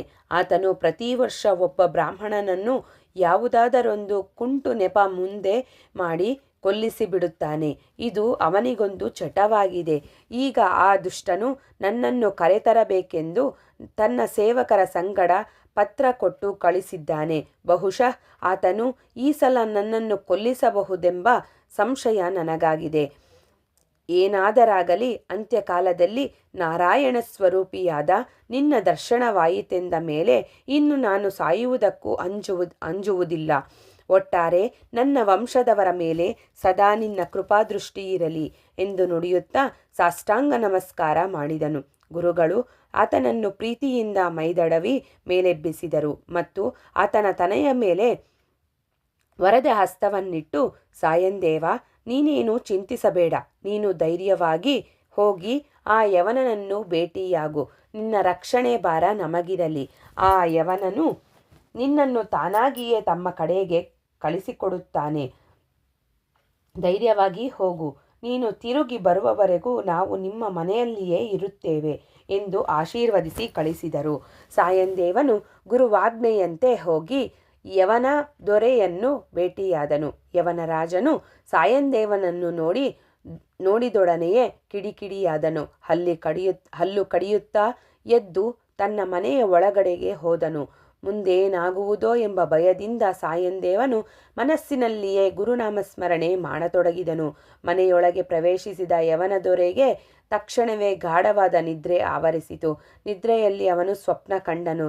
ಸ್ವಪ್ನದಲ್ಲಿ ತ್ರಿಶೂಲಧಾರಿಗಳಾದ ಗುರುಗಳು ಆತನ ಎದೆಯ ಮೇಲೆ ಕುಳಿತು, ದುಷ್ಟ ದೊರೆಯೇ, ನೀನು ನನ್ನ ಪರಮ ಶಿಷ್ಯನಾದ ಸಾಯಂದೇವನಿಗೆ ಹಿಂಸೆ ನೀಡುವೆಯಾ? ನೀನು ಅವನನ್ನು ಮರ್ಯಾದೆಯಿಂದ ಗೌರವಿಸಿ ನನ್ನ ಹತ್ತಿರ ಕಳಿಸಿಕೊಡದಿದ್ದರೆ ನಿನ್ನ ಪ್ರಾಣವನ್ನೇ ತೆಗೆದು ಬಿಡುವೆ ಎಂದು ನುಡಿಯುತ್ತಾ ತ್ರಿಶೂಲದಿಂದ ಮೈಗೆಲ್ಲ ತಿವಿಯತೊಡಗಿದರು. ಯವನ ದೊರೆಯು ಆ ಬಾಧೆ ತಾಳಿಕೊಳ್ಳಲಾರದೆ, ಅಯ್ಯೋ, ಸಾಯುತ್ತೇನೆ, ಈ ಬ್ರಾಹ್ಮಣನು ನನ್ನನ್ನು ಇರಿದುಕೊಳ್ಳುತ್ತಾನೆ ಎಂದು ಚೀರಿಕೊಳ್ಳುತ್ತಾ ಎಚ್ಚೆತ್ತು ಹೊರಗೋಡಿ ಬಂದನು. ಹಾಗೂ ಸಾಯಂದೇವನ ಕಾಲುಗಳ ಮೇಲೆ ಬಿದ್ದು ಹೊರಳಾಡುತ್ತಾ, ಪುಣ್ಯಾತ್ಮ, ನೀನು ಬೇಗ ಇಲ್ಲಿಂದ ಹೊರಟು ನಿನ್ನ ಗುರುಗಳಲ್ಲಿದ್ದಲ್ಲಿಗೆ ಹೋಗು. ನಾನು ಆ ಹೊಡೆತಗಳನ್ನು ತಾಳಿಕೊಳ್ಳಲಾರೆ. ಇದೋ ಈ ಉಡುಗೊರೆಯನ್ನು ತೆಗೆದುಕೋ, ಬೇಗ ಇಲ್ಲಿಂದ ಹೊರಟು ಹೋಗು ಎಂದು ನುಡಿದು ಆತನಿಗೆ ವಸ್ತ್ರಾಭರಣಗಳನ್ನು ನೀಡಿ ಕಳಿಸಿದನು. ವಿಸ್ಮಯಗೊಂಡ ಸಾಯಂದೇವನು ಯವನ ದೊರೆಯು ಕೊಟ್ಟ ಉಡುಗೊರೆಯೊಂದಿಗೆ ಮನೆಗೆ ಬಂದನು. ಗುರುಗಳು ಅದುವರೆಗೂ ಅಲ್ಲಿಯೇ ಕುಳಿತಿದ್ದರು. ಸಾಯಂದೇವನು ಗುರುಗಳೆದುರು ಅಲ್ಲಿ ನಡೆದ ಘಟನೆಯನ್ನು ವಿವರವಾಗಿ ಹೇಳಲು ಗುರುಗಳು ಹಸನ್ಮುಖಿಗಳಾಗಿ, ಇನ್ನು ಮೇಲೆ ನೀನು ಯಾವುದಕ್ಕೂ ಚಿಂತಿಸಬೇಡ, ನಿನ್ನ ಮೇಲೆ ನಮ್ಮ ಸಂಪೂರ್ಣ ಅನುಗ್ರಹವಿದೆ ಎಂದು ಆತನ ತಲೆಯ ಮೇಲೆ ಮತ್ತೊಮ್ಮೆ ವರದ ಹಸ್ತವನ್ನಿಟ್ಟರು. ಮತ್ತು ನಾವಿನ್ನು ದಕ್ಷಿಣ ದೇಶದ ಯಾತ್ರೆಗೆ ಹೊರಡುತ್ತೇವೆ ಎನ್ನುತ್ತಾ ಮೇಲೆದ್ದರು. ಸಾಯಂದೇವನು ತಾನು ಗುರುಗಳೊಂದಿಗೆ ತೀರ್ಥಯಾತ್ರೆಗೆ ಹೊರಡುವೆನೆಂದನು. ಆದರೆ ಗುರುಗಳು ಅದಕ್ಕೆ ಸಮ್ಮತಿಸಲಿಲ್ಲ. ಸಾಯಂದೇವ, ನಿನಗಿನ್ನೂ ಯವನ ದೊರೆಯಿಂದ ಯಾವ ತೊಂದರೆಯೂ ಬರಲಾರದು. ನೀನಿಲ್ಲಿ ನಿಶ್ಚಿಂತೆಯಿಂದ ಕಾಲ ಕಳೆ. ಇನ್ನು 15 ವರ್ಷಗಳ ಮೇಲೆ ನಾವು ನಿನಗೆ ಪುನರ್ದರ್ಶನ ನೀಡುತ್ತೇನೆ. ನಾವು ನಿಮ್ಮ ಕಡಗಂಚಿ ಗ್ರಾಮಕ್ಕೆ ಸಮೀಪದಲ್ಲಿಯೇ ವಾಸವಾಗುತ್ತೇವೆ. ಆಗ ನೀನು ನಿನ್ನ ಮನೆ ಮಂದಿಯನ್ನೆಲ್ಲ ಕರೆದುಕೊಂಡು ನಮ್ಮ ಬಳಿಗೆ ಬಂದು ನಮ್ಮ ಸೇವೆ ಮಾಡುವಿಯಂತೆ ಎಂದು ಸಮಾಧಾನ ಹೇಳಿ ವಾಸರ ಬ್ರಹ್ಮಕ್ಷೇತ್ರದಿಂದ ಹೊರಟು ವೈಜನಾಥ ಕ್ಷೇತ್ರಕ್ಕೆ ಬಂದರು. ಮತ್ತು ಅಲ್ಲಿ ಕೆಲವು ಕಾಲ ಗುಪ್ತರಾಗಿಯೇ ಉಳಿದು ಬಿಟ್ಟರೆಂದು ಸಿದ್ಧಮುನಿಯು ಹೇಳಿದನೆಂಬಲ್ಲಿಗೆ ಸಾರರೂಪ ಶ್ರೀ ಗುರುಚರಿತ್ರೆಯ 14ನೇ ಅಧ್ಯಾಯವು ಮುಕ್ತಾಯವಾಯಿತು. ಶ್ರೀ ಗುರುಚರಿತ್ರೆ 15ನೇ ಅಧ್ಯಾಯ. ಹರಿ ಓಂ ಶ್ರೀ ಗುರುಭ್ಯೋ ನಮಃ. ಶ್ರೀ ನರಸಿಂಹ ಸರಸ್ವತಿ ಗುರುಗಳು ವೈಜನಾಥ ಕ್ಷೇತ್ರದಲ್ಲಿ ಅದೇಕೆ ಗುಪ್ತವಾಗಿ ಉಳಿದರು ಹಾಗೂ ಅವರ ಜೊತೆಯಲ್ಲಿದ್ದ ಅವರ ಶಿಷ್ಯಂದಿರೆಲ್ಲ ಆಗ ಎಲ್ಲಿಗೆ ಹೋದರು? ದಯವಿಟ್ಟು ವಿವರವಾಗಿ ತಿಳಿಸುವ ಕೃಪೆ ಮಾಡಬೇಕೆಂದು ನಾಮಧಾರಕನು ಭಕ್ತಿ ಕುತೂಹಲಗಳಿಂದ ಪ್ರಶ್ನೆ ಮಾಡಲು ಸಿದ್ಧಮುನಿಯು ಈ ರೀತಿಯಾಗಿ ಹೇಳತೊಡಗಿದನು. ನಾಮಧಾರಕನೇ, ದಿನೇ ದಿನೇ ಗುರುಗಳಿಗೆ ಭಕ್ತರ ಸಂಖ್ಯೆ ಬೆಳೆಯುತ್ತಾ ಹೊರಟಿತು. ಅವರು ಅವತಾರಿಕ ಪುರುಷರೆಂಬ ವಾರ್ತೆಯು ಎಲ್ಲೆಡೆಗೂ ಹಬ್ಬಿ ಹೋಗಿತ್ತು. ಹೀಗಾಗಿ ಜನರು ಅನೇಕ ಕಾಮನೆಗಳನ್ನು ಹೊತ್ತುಕೊಂಡು ಗುರುಗಳಿಂದ ಅವುಗಳಿಗೆ ಅನಾಯಾಸವಾಗಿ ಫಲ ದೊರಕಿಸಿಕೊಳ್ಳಬೇಕೆಂಬ ಉದ್ದೇಶದಿಂದ ಗುರುಗಳಿದ್ದಲ್ಲಿಗೆ ಹುಡುಕಿಕೊಂಡು ಬರತೊಡಗಿದರು. ಅಂಥವರಲ್ಲಿ ಸಾಧುಗಳೂ ಇರುತ್ತಿದ್ದರು, ಸ್ವಾರ್ಥಿಗಳೂ ಇರುತ್ತಿದ್ದರು. ಧೂರ್ತರಾದ ಕೆಲವರು ಸ್ವಾರ್ಥ ಸಾಧನೆಗಾಗಿ ಗುರುಗಳ ಸೇವಕರಾಗ ಹತ್ತಿದರು.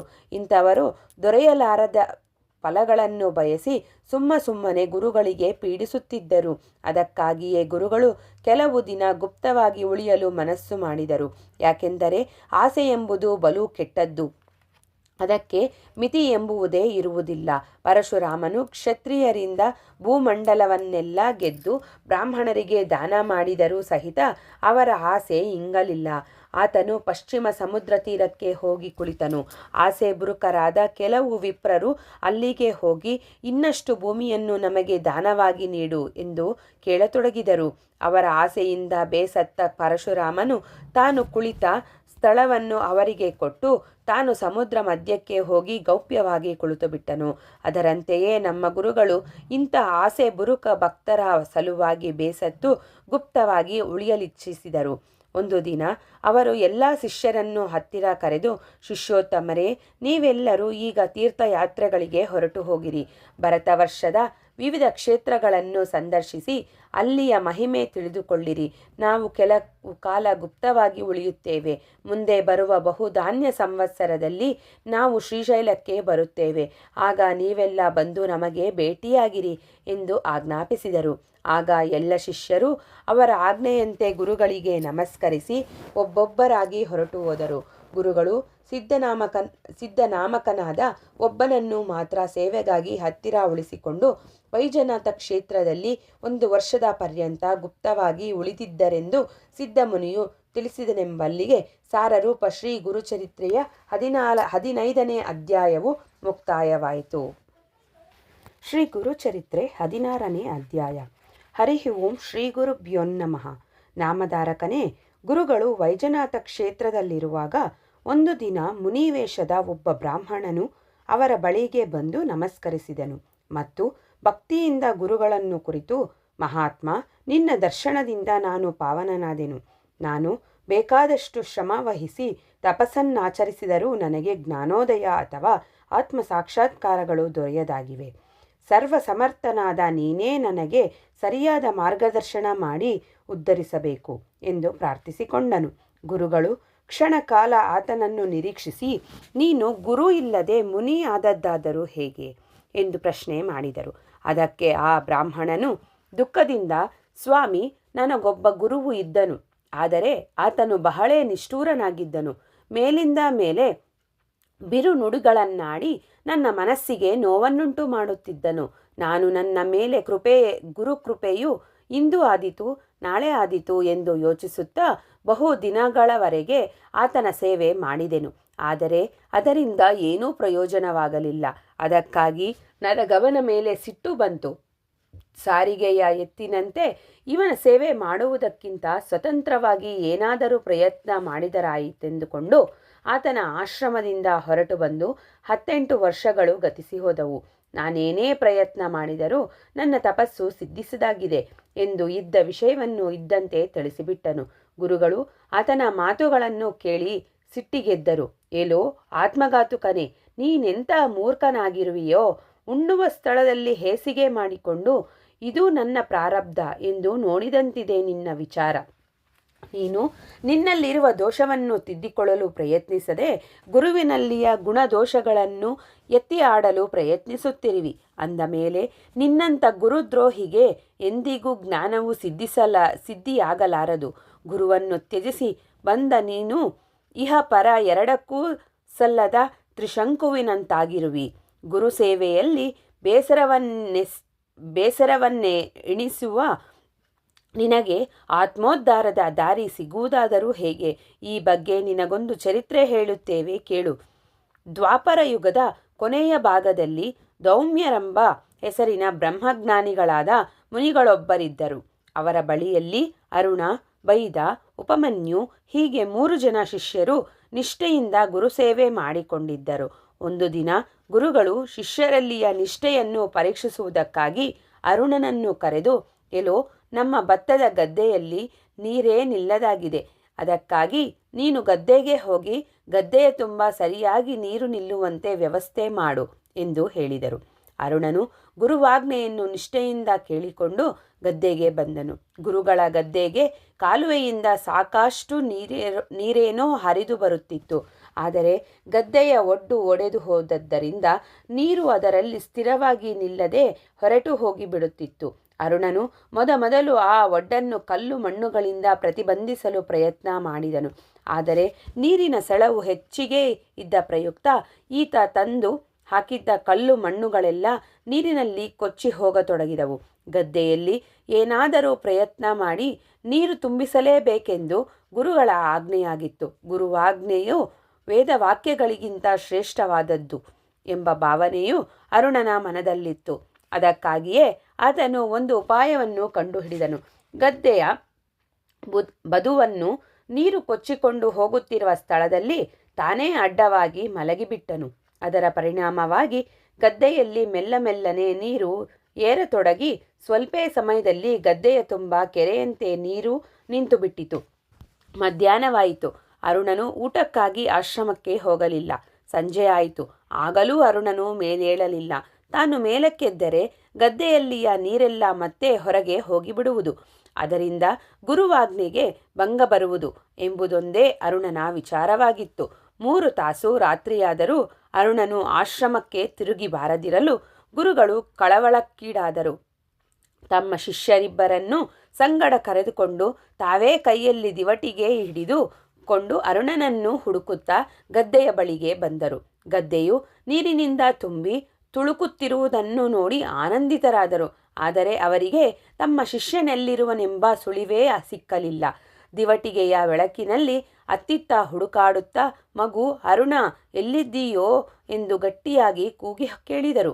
ಗುರುಗಳ ಧ್ವನಿಯನ್ನಾಲಿಸಿದ ಅರುಣನು ಮಲಗಿದಲ್ಲಿಂದಲೇ ಕೂಗಿ ಹೇಳಿದನು, ಗುರುಗಳೇ, ನಾನು ಒಡೆದ ಒಡ್ಡಿನ ಬಳಿ ಇದ್ದೇನೆ. ನಾನು ಎದ್ದರೆ ನೀರೆಲ್ಲ ಹೊರಟು ಹೋಗುತ್ತದೆ. ಅದಕ್ಕಾಗಿ ದಯವಿಟ್ಟು ತಾವೇ ಇಲ್ಲಿಯವರೆಗೆ ಬರುವ ಕೃಪೆ ಮಾಡಬೇಕು. ಶಿಷ್ಯನ ಧ್ವನಿಯನ್ನಾಲಿಸಿ ಗುರುಗಳು ಅಲ್ಲಿಗೆ ಧಾವಿಸಿ ಬಂದರು. ಅರುಣನ ನಿಷ್ಠೆಯಿಂದ ಸಂತೃಪ್ತರಾದ ಅವರು ಆತನನ್ನು ಮೇಲೆಬ್ಬಿಸಿ ಆನಂದಾಶ್ರುಗಳನ್ನುದುರಿಸುತ್ತಾ ಬಿಗಿದಪ್ಪಿಕೊಂಡರು. ಮಗು, ನಿನ್ನ ಗುರುಭಕ್ತಿಗೆ ನಾವು ಮೆಚ್ಚಿದೆವು. ನಿನಗೆ ವೇದಶಾಸ್ತ್ರಗಳು ಸಂಪೂರ್ಣ ಜ್ಞಾನ ಉಂಟಾಗಲಿ. ನೀನಿನ್ನೂ ನಿನ್ನ ಮನೆಗೆ ಹೋಗಿ ಗೃಹಸ್ಥಾಶ್ರಮವನ್ನು ಸ್ವೀಕರಿಸಿ ಸುಖವಾಗಿ ಬಾಳು ಎಂದು ಆಶೀರ್ವದಿಸಿದರು. ಕೂಡಲೇ ಅರುಣನಿಗೆ ಜ್ಞಾನೋದಯವಾಯಿತು. ಆತನು ಭಯಭಕ್ತಿಯಿಂದ ಗುರುಗಳಿಗೆ ನಮಸ್ಕರಿಸಿ ತನ್ನ ಊರಿಗೆ ಹೊರಟು ಹೋದನು. 2 ತಿಂಗಳ ಕಾಲ ಗತಿಸಿತು. ಗುರುಗಳ ಭತ್ತದ ಪೈರು ಮಾಗಿ ನಿಂತಿತ್ತು. ದೌಮ್ಯ ಋಷಿಗಳು ತಮ್ಮ 2ನೆಯ ಶಿಷ್ಯನಾದ ಬೈದನನ್ನು ಕರೆದರು ಮತ್ತು ಗದ್ದೆಗೆ ಹೋಗಿ ಭತ್ತದ ಪೈರನ್ನು ಕೊಯ್ದು ಒಕ್ಕಲಿ ಮಾಡಿಕೊಂಡು ಬಂಡಿಯಲ್ಲಿ ಹೇರಿಕೊಂಡು ಬರಬೇಕೆಂದು ಆಜ್ಞೆ ಮಾಡಿದನು. ಗುರುಗಳ ಆಶ್ರಮದಲ್ಲಿ ಬಂಡಿಗೆ ಹೋಗಲು ಒಂದೇ ಕೋಣವಿತ್ತು.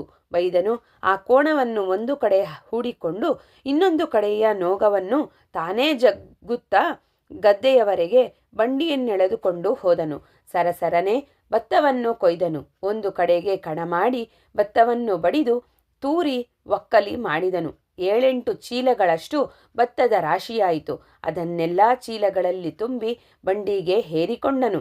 ಒಂದು ಕಡೆಗೆ ಜತ್ತಿಗೆ ಹಚ್ಚಿ ಕೋಣವನ್ನು ಹೂಡಿದನು. ಮತ್ತೊಂದು ಕಡೆಯ ನೋಗವನ್ನು ಜತ್ತಿಗೆಯಿಂದ ತಾನೇ ಕುತ್ತಿಗೆಗೆ ಬಿಗಿದುಕೊಂಡು ಕೋಣನೊಂದಿಗೆ ಬಂಡಿ ಎಳೆಯುತ್ತಾ ಆಶ್ರಮದ ಕರೆಗೆ ನಡೆದನು. ಇಷ್ಟಾಗುವುದರಲ್ಲಿಯೇ ಕತ್ತಲಾಗಿ ಹೋಗಿತ್ತು. ಊಟದ ಪರಿವೇ ಕೂಡ ಇಲ್ಲದೆ ದುಡಿದಿದ್ದರಿಂದ ಬೈದನಿಗೆ ಅಷ್ಟು ಬೇಗ ಕಾಲನ್ನೊಕ್ಕಲು ಸಾಧ್ಯವಾಗಿತ್ತು. ಕತ್ತಲೆಯಲ್ಲಿ ಬಂಡಿಯನ್ನೆಳೆದುಕೊಂಡು ಬರುತ್ತಿರುವಾಗೆ ಬಂಡಿಯ ಗಾಳಿಗಳು ಒಂದು ಕಡೆಗೆ ಹುದುಲಿನಲ್ಲಿ ಸಿಕ್ಕಿಕೊಂಡವು. ಕೋಣವನ್ನು ಹುರಿದುಂಬಿಸಿ ತಾನೂ ಸಂಪೂರ್ಣ ಶಕ್ತಿ ಕೊಟ್ಟು ಹುದಲಿಗೆ ಸಿಕ್ಕ ಬಂಡಿಯನ್ನು ಕೀಳಲೆತ್ನಿಸಿ ತೊಡಗಿದನು. ಆದರೆ ಕುತ್ತಿಗೆಗೆ ಬಿಗಿದುಕೊಂಡಿದ್ದ ಜತ್ತಿಗೆಯು ಈತನಿಗೆ ಉರುಳಾಗಿ ಸಂಕಟಪಡತೊಡಗಿದನು. ಅಷ್ಟರಲ್ಲಿ ಆತನನ್ನು ಹುಡುಕುತ್ತಾ ಬಂದ ದೌಮ್ಯ ಋಷಿಗಳು ಆತನ ಕೊರಳಿಗೆ ಬಿದ್ದಿರುವ ಜತ್ತಿಗೆಯ ಉರುಳನ್ನು ಕತ್ತರಿಸಿ ತೆಗೆದರು. ಶಿಷ್ಯನ ನಿಷ್ಠೆಯನ್ನು ಮೆಚ್ಚಿ ಆಶೀರ್ವಾದದಿಂದಲೇ ಸಕಲ ವಿದ್ಯೆಗಳನ್ನು ಕರುಣಿಸಿದರು. ಇನ್ನು ಮೇಲೆ ಗೃಹಸ್ಥಾಶ್ರಮ ಸ್ವೀಕರಿಸಿ ಸುಖದಿಂದ ಬಾಳು ಎಂದು ಹರಿಸಿ ಕಳಿಸಿದರು. ಇನ್ನು ದೌಮ್ಯ ಋಷಿಗಳ 3ನೆಯ ಶಿಷ್ಯನಾದ ಉಪಮನ್ಯುವಿನ ಚರಿತ್ರೆಯನ್ನು ಕೇಳು. ಬುದ್ಧಿಮಂದನಾದ ಈತನಿಗೆ ಹಸಿವೆಯನ್ನು ತಡೆಯುವುದಾಗುತ್ತಿರಲಿಲ್ಲ. ಗುರುಗಳು ಈತನಿಗೆ ಆಕಳುಗಳನ್ನು ಮೇಯಿಸಿಕೊಂಡು ಬರುವ ಕೆಲಸವನ್ನು ಹಚ್ಚಿದರು. ಮಧ್ಯಾಹ್ನದ ವೇಳೆಗೆ ಹಸಿವೆ ಆದೊಡನೆ ಇವನು ಆಕಳುಗಳನ್ನು ಆಶ್ರಮಕ್ಕೆ ಹೊಡೆದುಕೊಂಡು ಬಂದು ಬಿಡುತ್ತಿದ್ದನು. ಅವನು ಆಶ್ರಮದಲ್ಲಿ ಹೊಟ್ಟೆ ಬಿರಿಯುವಂತೆ ಊಟ ಮಾಡುತ್ತಿದ್ದನು. ಇದನ್ನು ಗಮನಿಸಿದ ದೌಮ್ಯರು, ಎಲೋ, ನೀನು ಮಧ್ಯಾಹ್ನದ ವೇಳೆಗೆ ಬಂದು ಬಿಡಬೇಡ. ಹೊತ್ತು ಮುಳುಗುವವರೆಗೂ ಹಸುಗಳನ್ನು ಮೇಯಿಸಿಕೊಂಡು ಬಾ ಎಂದು ಆಜ್ಞೆ ಮಾಡಿದರು. ಉಪಮನ್ಯುವು ವಿಧೇಯತೆಯಿಂದ ಹಾಗೇ ಆಗಲಿ ಗುರುಗಳೇ ಎಂದನು. ಮರುದಿವಸ ಮಧ್ಯಾಹ್ನದ ವೇಳೆಗೆ ಹಸಿವೆಯಾದೊಡನೆಯೇ ದನಗಳನ್ನು ನೆರಳಿನಲ್ಲಿ ನಿಲ್ಲಿಸಿ ಪಕ್ಕದಲ್ಲಿದ್ದ ನದಿಯಲ್ಲಿ ಸ್ನಾನ ಮಾಡಿ ಸಮೀಪದಲ್ಲಿದ್ದ 4-6 ಮನೆಗಳಲ್ಲಿ ಮದಕರಿಬೇಡಿ ಅದನ್ನೇ ಊಟ ಮಾಡಿ ಸಂಜೆಯವರೆಗೆ ಮತ್ತೆ ದನಗಳನ್ನು ಮೇಯಿಸಿಕೊಂಡು ಆಶ್ರಮಕ್ಕೆ ಬರತೊಡಗಿದನು. ಈ ವಿಷಯವನ್ನು ಗುರುತಿಸಿದ ದೌಮ್ಯರು, ಎಲ್ಲೋ ನೀನು ಮದಕರಿಬೇಡಿ ತಂದ ಭಿಕ್ಷಾನ್ನವನ್ನೆಲ್ಲ ನಮ್ಮ ಆಶ್ರಮಕ್ಕೆ ತಂದೊಪ್ಪಿಸಬೇಕು ಎಂದು ಅಪ್ಪಣೆ ಮಾಡಿದರು. ಅದಕ್ಕೊಪ್ಪಿದ ಉಪಮನ್ಯುವು ಮರುದಿನದಿಂದ ಗುರುಗಳ ಆಜ್ಞೆಯಂತೆ ಮದಕರಿಯ ಅನ್ನವನ್ನೆಲ್ಲ ಆಶ್ರಮಕ್ಕೆ ಮುಟ್ಟಿಸತೊಡಗಿದನು. ಅವನಿಗೆ ಹಸಿವೆಯ ಬಾಧೆಯಾಯಿತು. ಕರುಗಳು ಹಸಿವಿನ ಹಾಲನ್ನು ಕುಡಿಯುವಾಗೆ ಅವುಗಳ ಕಟಬಾಯಿಯ ಗುಂಟ ಹಾಲಿನ ನೊರೆಯು ಸೋರುತ್ತಿದ್ದುದನ್ನು ಗಮನಿಸಿ ಅದನ್ನು ನೆಕ್ಕಿ ಹಸಿವೆ ಹಿಂಗಿಸಿಕೊಳ್ಳತೊಡಗಿದನು. ರಾತ್ರಿಯ ಒಂದೇ ಸಮಯ ಊಟ ಮಾಡುತ್ತಿದ್ದರೂ ಶಿಷ್ಯನು ಸೊರಗದೇ ಇರುವುದನ್ನು ಗಮನಿಸಿ ದೌಮ್ಯರಿಗೆ ಆಶ್ಚರ್ಯವಾಯಿತು. ಅವರು ಉಪಮನ್ಯುವನ್ನು ಕರೆದು, ನೀನೀಗ ಮಧ್ಯಾಹ್ನದ ಸಮಯದಲ್ಲಿ ಹೊಟ್ಟೆಗಾಗಿ ಏನು ಮಾಡಿವಿ ಎಂದು ಕೇಳಿದರು. ಉಪಮನ್ಯುವು ಇದ್ದ ವಿಷಯವನ್ನು ಮರೆಮಾಚದೆ ಹೇಳಿದನು. ಗುರುಗಳು, ಎಲ್ಲೋ ಎಂಜಲನ್ನು ತಿಂದರೆ ಬುದ್ಧಿಮಂದವಾಗುವುದು, ನೀನು ಅಂಥ ಹಾಲನ್ನು ನೆಕ್ಕಕೂಡದು ಎಂದು ಆಜ್ಞೆ ಮಾಡಿದರು. ಉಪಮನ್ಯುವು ವಿಧೇಯತೆಯಿಂದ ಅದನ್ನು ಒಪ್ಪಿಸಿಕೊಂಡನು. ಮರುದಿವಸ ಹಸಿವೆಯ ಬಾಧೆಯಾದಾಗ ಉಪಮನ್ಯುವು ಬೇರೆ ಉಪಾಯ ಕಾಣದೆ ಎಕ್ಕೆಯ ಹಾಲನ್ನು ಕುಡಿಯತೊಡಗಿದನು. ಎಕ್ಕೆಯ ಕುಡಿಯನ್ನು ಮುರಿಯುವಾಗ ಅದರ ಹಾಲು ರಭಸದಿಂದ ಉಪಮನ್ಯುವಿನ 2 ಕಣ್ಣುಗಳಿಗೆ ಸಿಡಿಯಿತು. ಆತನ ಕಣ್ಣು ಕಾಣದಂತಾದವು. ಆಕಳುಗಳನ್ನು ಹುಡುಕಲು ಹೋಗಿ ಒಂದು ಹಾಳು ಬಾವಿಯಲ್ಲಿ ಬಿದ್ದನು. ರಾತ್ರಿಯಾಯಿತು. ದನಗಳೆಲ್ಲ ಆಶ್ರಮಕ್ಕೆ ಬಂದವು. ಆದರೆ ಉಪಮನ್ಯು ಮಾತ್ರ ಬರಲಿಲ್ಲ. ಗುರುಗಳು ದಿವಟಿಗೆ ಹಿಡಿದುಕೊಂಡು ಆತನನ್ನು ಹುಡುಕುತ್ತಾ ಹೊರಟರು. ಅರಣ್ಯದಲ್ಲಿ ಆತನ ಹೆಸರು ಹಿಡಿದು ಗಟ್ಟಿಯಾಗಿ ಕೂಗತೊಡಗಿದರು. ಗುರುಗಳ ಧ್ವನಿಯನ್ನಾಲಿಸಿದ ಉಪಮನ್ಯುವು ಬಾವಿಯೊಳಗಿಂದಲೇ, ಗುರುಗಳೇ, ನಾನು ಇಲ್ಲಿ ಬಿದ್ದಿದ್ದೇನೆ, ನನ್ನ ಕಣ್ಣು ಕಾಣಿಸುತ್ತಿಲ್ಲ ಎಂದು ಕೂಗಿ ಹೇಳಿದನು. ಗುರುಗಳು ಹಾಳು ಬಾವಿಯ ದಂಡೆಗೆ ಬಂದು ನೋಡಿದರು. ಪರಿಸ್ಥಿತಿಯನ್ನು ತಿಳಿದು ಉಪಮನ್ಯುವಿನ ಮೇಲೆ ಅವರಿಗೆ ಕರುಣೆಯುಂಟಾಯಿತು. ಆತನಿಗೆ ಅಶ್ವಿನಿ ಕುಮಾರರ ಸ್ಮರಣೆ ಮಾಡೆಂದು ಹೇಳಿದರು. ಅದರ ಪರಿಣಾಮವಾಗಿ ಆತನಿಗೆ ದೃಷ್ಟಿ ಬಂದಿತು. ಮೇಲೆ ಹತ್ತಿ ಬಂದು ಗುರುಗಳಿಗೆ ನಮಸ್ಕರಿಸಿದನು. ಗುರುಗಳು ಆತನ ನಿಷ್ಠೆಗೊಲಿದು ತಮ್ಮ ವರದ ಹಸ್ತವನ್ನು ತಲೆಯ ಮೇಲಿಡಲು ಅವನಿಗೆ ಸಕಲ ವಿದ್ಯೆಗಳ ಜ್ಞಾನವುಂಟಾಯಿತು. ಮುಂದೆ ಆತನು ಪ್ರಸಿದ್ಧ ಗುರುವೂ ಆದನು. ಅಂದ ಮೇಲೆ, ಬ್ರಾಹ್ಮಣನೇ, ಗುರು ಸೇವೆಯಲ್ಲಿಯೇ ಸಕಲ ಸಿದ್ಧಿಗಳಿರುವಾಗ ಗುರುದ್ರೋಹ ಮಾಡಿದರೆ ಗತಿಯಲ್ಲಿ, ಜ್ಞಾನ ಪ್ರಾಪ್ತಿಯಲ್ಲಿ ಹೊರಟು ಹೋಗು ಎಂದು ಕಠೋರವಾಗಿ ನುಡಿದನು. ಬ್ರಾಹ್ಮಣನಿಗೆ ತಾನು ಗುರುದ್ರೋಹ ಮಾಡಿ ಬಂದಿದ್ದರ ಬಗ್ಗೆ ಪಶ್ಚಾತ್ತಾಪವಾಯಿತು. ಆತನು ತನಗಿನ್ನೂ ಗತಿ ಸಿಗಲಾರದೆಂದು ನಿಶ್ಚಯಿಸಿ ಆತ್ಮಹತ್ಯೆ ಮಾಡಿಕೊಳ್ಳಲು ಸಿದ್ಧನಾದನು. ಆಗ ನರಸಿಂಹ ಸರಸ್ವತಿ ಯತಿಗಳಿಗೆ ಆತನ ಮೇಲೆ ಕರುಣೆಯುಂಟಾಯಿತು. ಎಲ್ಲೋ ನೀನು ಪಶ್ಚಾತ್ತಾಪ ಪಟ್ಟಿದ್ದರಿಂದ ನಿನ್ನ ಪಾಪ ನಷ್ಟವಾಯಿತು. ಈಗ ನಿನ್ನ ಗುರುನಾಮಸ್ಮರಣೆ ಮಾಡು ಎನ್ನುತ್ತಾ ತಮ್ಮ ವರದ ಹಸ್ತವನ್ನು ಆತನ ತಲೆಯ ಮೇಲಿಡಲು ಆ ಬ್ರಾಹ್ಮಣನಿಗೆ ದಿವ್ಯಜ್ಞಾನ ಉಂಟಾಯಿತೆಂಬಲ್ಲಿಗೆ ಸಾರರೂಪ ಶ್ರೀ ಗುರುಚರಿತ್ರೆಯ 16ನೇ ಅಧ್ಯಾಯವು ಮುಕ್ತಾಯವಾಯಿತು. ಶ್ರೀ ಗುರುಚರಿತ್ರೆ 17ನೇ ಅಧ್ಯಾಯ. ಹರಿ ಓಂ ಶ್ರೀ ಗುರುಭ್ಯೋ ನಮಃ. ನಾಮಧಾರಕ ವೈಜನಾಥದಿಂದ ಹೊರಟ ಗುರುಗಳು ಕೃಷ್ಣಾ ತೀರದ ಬಿಲ್ಲವಡಿ ಗ್ರಾಮಕ್ಕೆ ಬಂದರು. ಅಲ್ಲಿ ಪಶ್ಚಿಮ ತೀರದಲ್ಲಿರುವ ಔದುಂಬರ ವೃಕ್ಷದ ಕೆಳಗೆ ಕುಳಿತು ಗುಪ್ತವಾಗಿ ಚಾತುರ್ಮಾಸ್ಯವನ್ನು ಕಳೆದರು. ಕರವೀರ ಕ್ಷೇತ್ರದಲ್ಲಿ ವೇದ ಪಂಡಿತನಾದ ಒಬ್ಬ ಬ್ರಾಹ್ಮಣನಿಗೆ ಬುದ್ಧಿಮಂತನಾದ ಮಗನು ಹುಟ್ಟಿದನು. ಆ ತರುಣನು ಎಷ್ಟೇ ಪ್ರಯತ್ನ ಪಟ್ಟರೂ ಆತನಿಗೆ ವಿದ್ಯೆ ಹತ್ತಲಿಲ್ಲ. ಊರ ಜನರೆಲ್ಲ ಆತನಿಗೆ ದಡ್ಡನೆಂದು ನಿಂದಿಸತೊಡಗಿದರು. ತಂದೆ ತಾಯಿಯರು ಮರಣವಪ್ಪಿದರು. ಹೀಗಾಗಿ ಆ ವಿದ್ಯಾಹೀನ ತರುಣನು ಜನನಿಂದೆಯಿಂದ ಬೇಸತ್ತು ಬಿಲ್ಲವಡಿ ಗ್ರಾಮಕ್ಕೆ ಬಂದನು. ಗ್ರಾಮದ ಅಧಿದೇವತೆಯಾದ ಭುವನೇಶ್ವರಿಯ ಮುಂದೆ 3 ದಿವಸಗಳವರೆಗೆ ಉಪವಾಸ ಕುಳಿತನು. ಭುವನೇಶ್ವರಿಗೂ ತನ್ನ ಮೇಲೆ ಕೃಪೆ ಹುಟ್ಟಲಿಲ್ಲವೆಂದು ಕೊಂಡು ತನ್ನ ನಾಲಿಗೆಯನ್ನು ಕತ್ತರಿಸಿ ದೇವಿಯ ಪಾದಗಳಿಗರ್ಪಿಸಿದನು. ಹಾಗೂ ದೇವಿಯ ಸಾಕ್ಷಾತ್ಕಾರವಾಗದಿದ್ದರೆ ತನ್ನ ಶಿರಸ್ಸನ್ನೇ ದೇವಿಗರ್ಪಿಸುವ ಸಂಕಲ್ಪ ತೊಟ್ಟು ನಿಶ್ಚಲನಾಗಿ ಕುಳಿತನು. ಆತನಿಗೆ ತೂಕಡಿಕೆ ಬಂದಂತಾಗಿ ದೇವಿಯು ಆತನ ಸ್ವಪ್ನದಲ್ಲಿ ಕಾಣಿಸಿಕೊಂಡಳು. ಹಾಗೂ ಆ ಬ್ರಾಹ್ಮಣನನ್ನು ಕುರಿತು, ಬ್ರಹ್ಮಚಾರಿಯೇ, ವಿನಾಕಾರಣ ನನಗೇಕೆ ತೊಂದರೆ ಕೊಡುವಿ? ಕೃಷ್ಣಾ ನದಿಯ ಆಚೆಯ ದಂಡೆಗಿರುವ ಔದುಂಬರ ವೃಕ್ಷದ ಕೆಳಗೆ ಒಬ್ಬ ಅವತಾರಿ ಪುರುಷ ಕುಳಿತಿದ್ದಾನೆ. ಆತನಿಂದ ನಿನ್ನ ಇಚ್ಛೆ ಪೂರ್ಣಗೊಳ್ಳುವುದು. ಅಲ್ಲಿಗೆ ಹೋಗು ಎಂದು ಹೇಳಿದಳು. ತಕ್ಷಣವೇ ಆತನು ಎಚ್ಚೆತ್ತು ಓಡುತ್ತಾ ಕೃಷ್ಣಾ ನದಿಯನ್ನು ದಾಟಿ ಗುರುಗಳ ಹತ್ತಿರ ಬಂದನು. ಗುರುಗಳ ಪಾದಗಳ ಮೇಲೆ ಬಿದ್ದು ಹೊರಳಾಡಿದನು. ಶ್ರೀ ಗುರುವು ಕರುಣೆಯಿಂದ ಆತನ ತಲೆಯ ಮೇಲೆ ವರದ ಹಸ್ತವನ್ನಿಟ್ಟನು. ತಕ್ಷಣವೇ ಅವನಿಗೆ ದಿವ್ಯಜ್ಞಾನ ಉಂಟಾಯಿತು. ಕತ್ತರಿಸಿದ ಅವನ ನಾಲಿಗೆಯು ಗುರುಕೃಪೆಯಿಂದ ಮೊದಲಿದ್ದಂತಾಯಿತೆಂಬಲ್ಲಿಗೆ ಸಾರರೂಪ ಶ್ರೀ ಗುರುಚರಿತ್ರೆಯ 17ನೇ ಅಧ್ಯಾಯವು ಮುಕ್ತಾಯವಾಯಿತು. ಶ್ರೀ ಗುರುಚರಿತ್ರೆ 18ನೇ ಅಧ್ಯಾಯ. ಹರಿ ಓಂ ಶ್ರೀ ಗುರುಭ್ಯೋ ನಮಃ.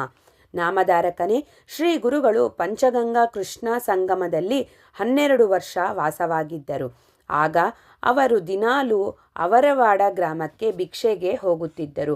ಆ ಊರಲ್ಲಿ ವೇದಭ್ಯಾಸಿಯಾದ ಒಬ್ಬ ದರಿದ್ರ ಬ್ರಾಹ್ಮಣನಿದ್ದನು.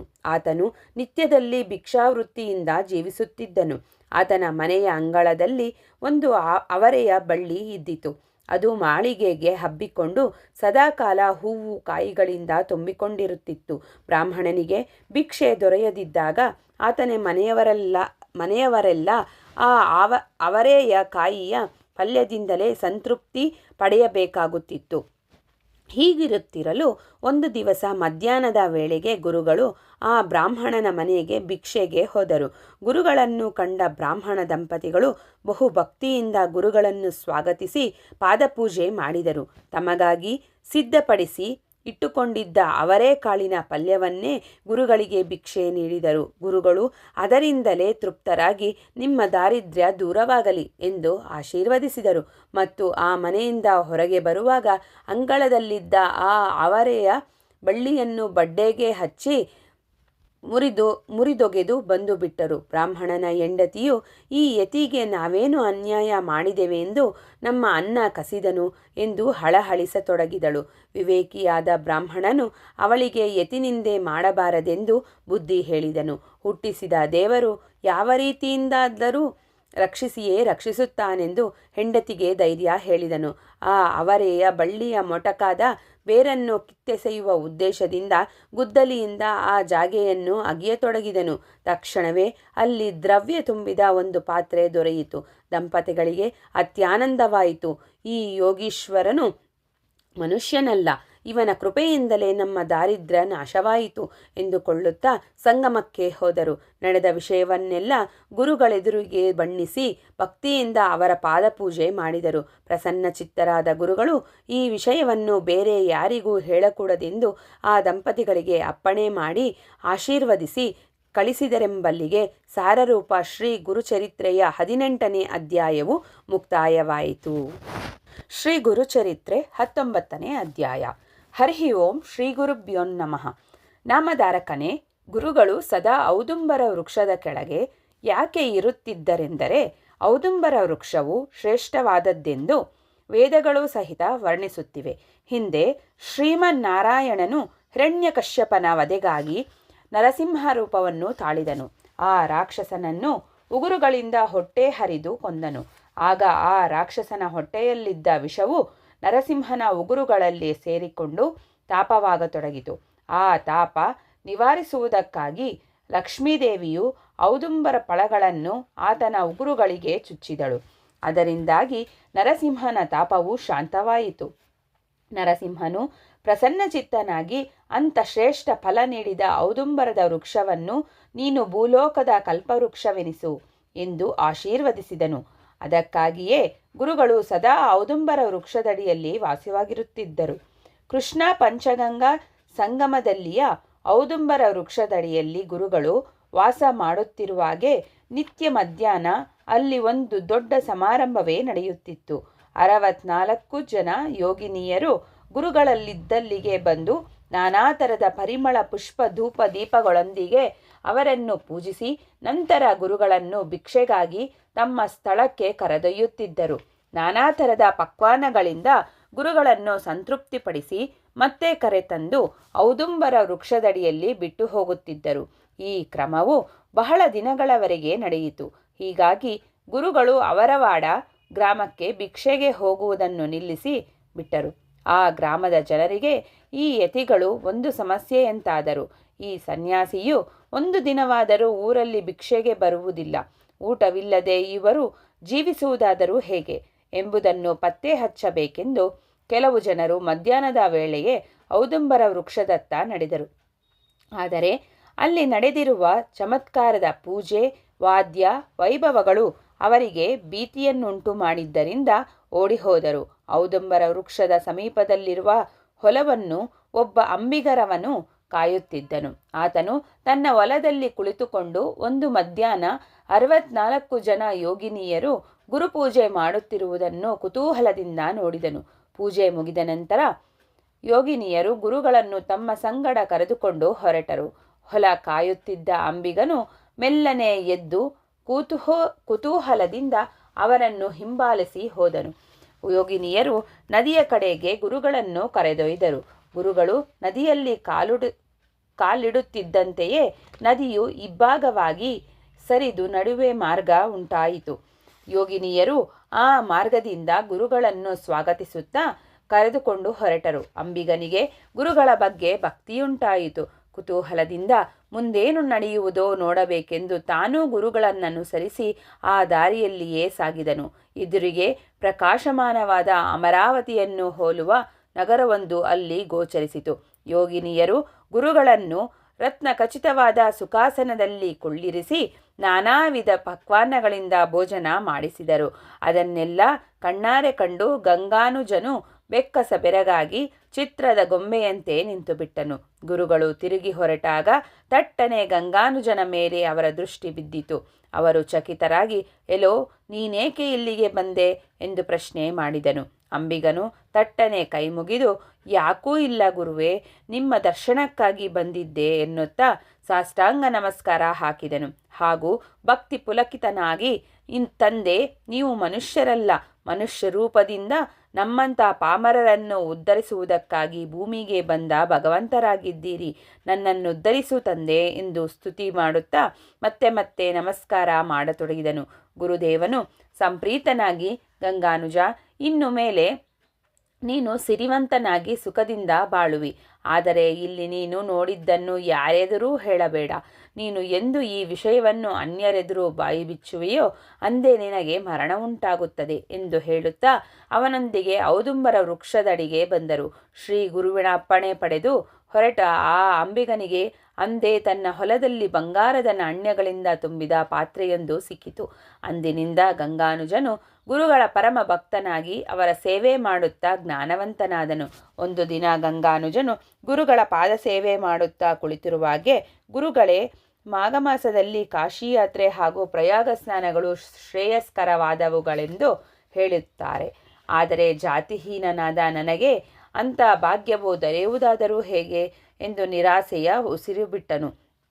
ಆಗ ಗುರುಗಳು, ಗಂಗಾನುಜನೇ, ಪಂಚಗಂಗಾ ಕೃಷ್ಣ ಸಂಗಮವು ಪ್ರಯಾಗಕ್ಕೆ ಸಮಾನವಾಗಿದೆ. ಅಲ್ಲದೆ ಕೊಲ್ಹಾಪುರವು ದಕ್ಷಿಣ ಕಾಶಿ ಎಂದು ತಿಳಿಯಲ್ಪಡುತ್ತದೆ. ನಿನಗೆ ಕಾಶಿ ಯಾತ್ರೆ ಮಾಡುವ ಆಸೆಯಿದ್ದರೆ ಕಣ್ಣು ಮುಚ್ಚಿಕೊಂಡು ನಾವು ಕುಳಿತಿದ್ದ ಈ ವ್ಯಾಘ್ರಾಜಿನವನ್ನು ಗಟ್ಟಿಯಾಗಿ ಹಿಡಿದುಕೋ ಎಂದು ಆಜ್ಞೆ ಮಾಡಿದರು. ಅಂಬಿಗನು ಹಾಗೆ ಮಾಡಿದ 1 ನಿಮಿಷದಲ್ಲಿಯೇ ಗುರುಗಳು ಅವನಿಗೆ ಕಣ್ತೆರೆದು ನೋಡಲು ಆಜ್ಞೆ ಮಾಡಿದರು. ಗಂಗಾನುಜನು ಕಣ್ಬಿಟ್ಟು ನೋಡಿದಾಗ ಅವರು ಪ್ರಯಾಗ ಕ್ಷೇತ್ರದಲ್ಲಿ ಕುಳಿತಿದ್ದರು. ಅಲ್ಲಿ ಸ್ನಾನ ಮುಗಿಸಿಕೊಂಡು ನಂತರ ಕಾಶಿ ವಿಶ್ವೇಶ್ವರನ ದರ್ಶನ ಪಡೆದುಕೊಂಡು ಸಾಯಂಕಾಲವಾಗುವಷ್ಟರಲ್ಲಿ ಮತ್ತೆ ಮೊದಲು ತಾವಿದ್ದ ಸ್ಥಳಕ್ಕೆ ಬಂದು ಕುಳಿತಿದ್ದರು. ಗುರುಗಳ ಈ ಅದ್ಭುತ ಲೀಲೆಯನ್ನು ಕಂಡು ಗಂಗಾನುಜನು ಬೆರಗಾಗಿ ಅವರಿಗೆ ದೀರ್ಘದಂಡ ನಮಸ್ಕಾರ ಮಾಡಿದನು. ನರಸೋಬಾವಾಡಿಯಲ್ಲಿ ಗುರುಗಳ ಲೀಲೆಗಳು ಪ್ರಚಾರವಾಗಿ ಭಕ್ತರ ಕಾಟ ಹೆಚ್ಚಾದ್ದರಿಂದ ಅಲ್ಲಿಂದ ಭೀಮಾ ತೀರದತ್ತ ಹೊರಡಲನು ಯುಕ್ತರಾದರು.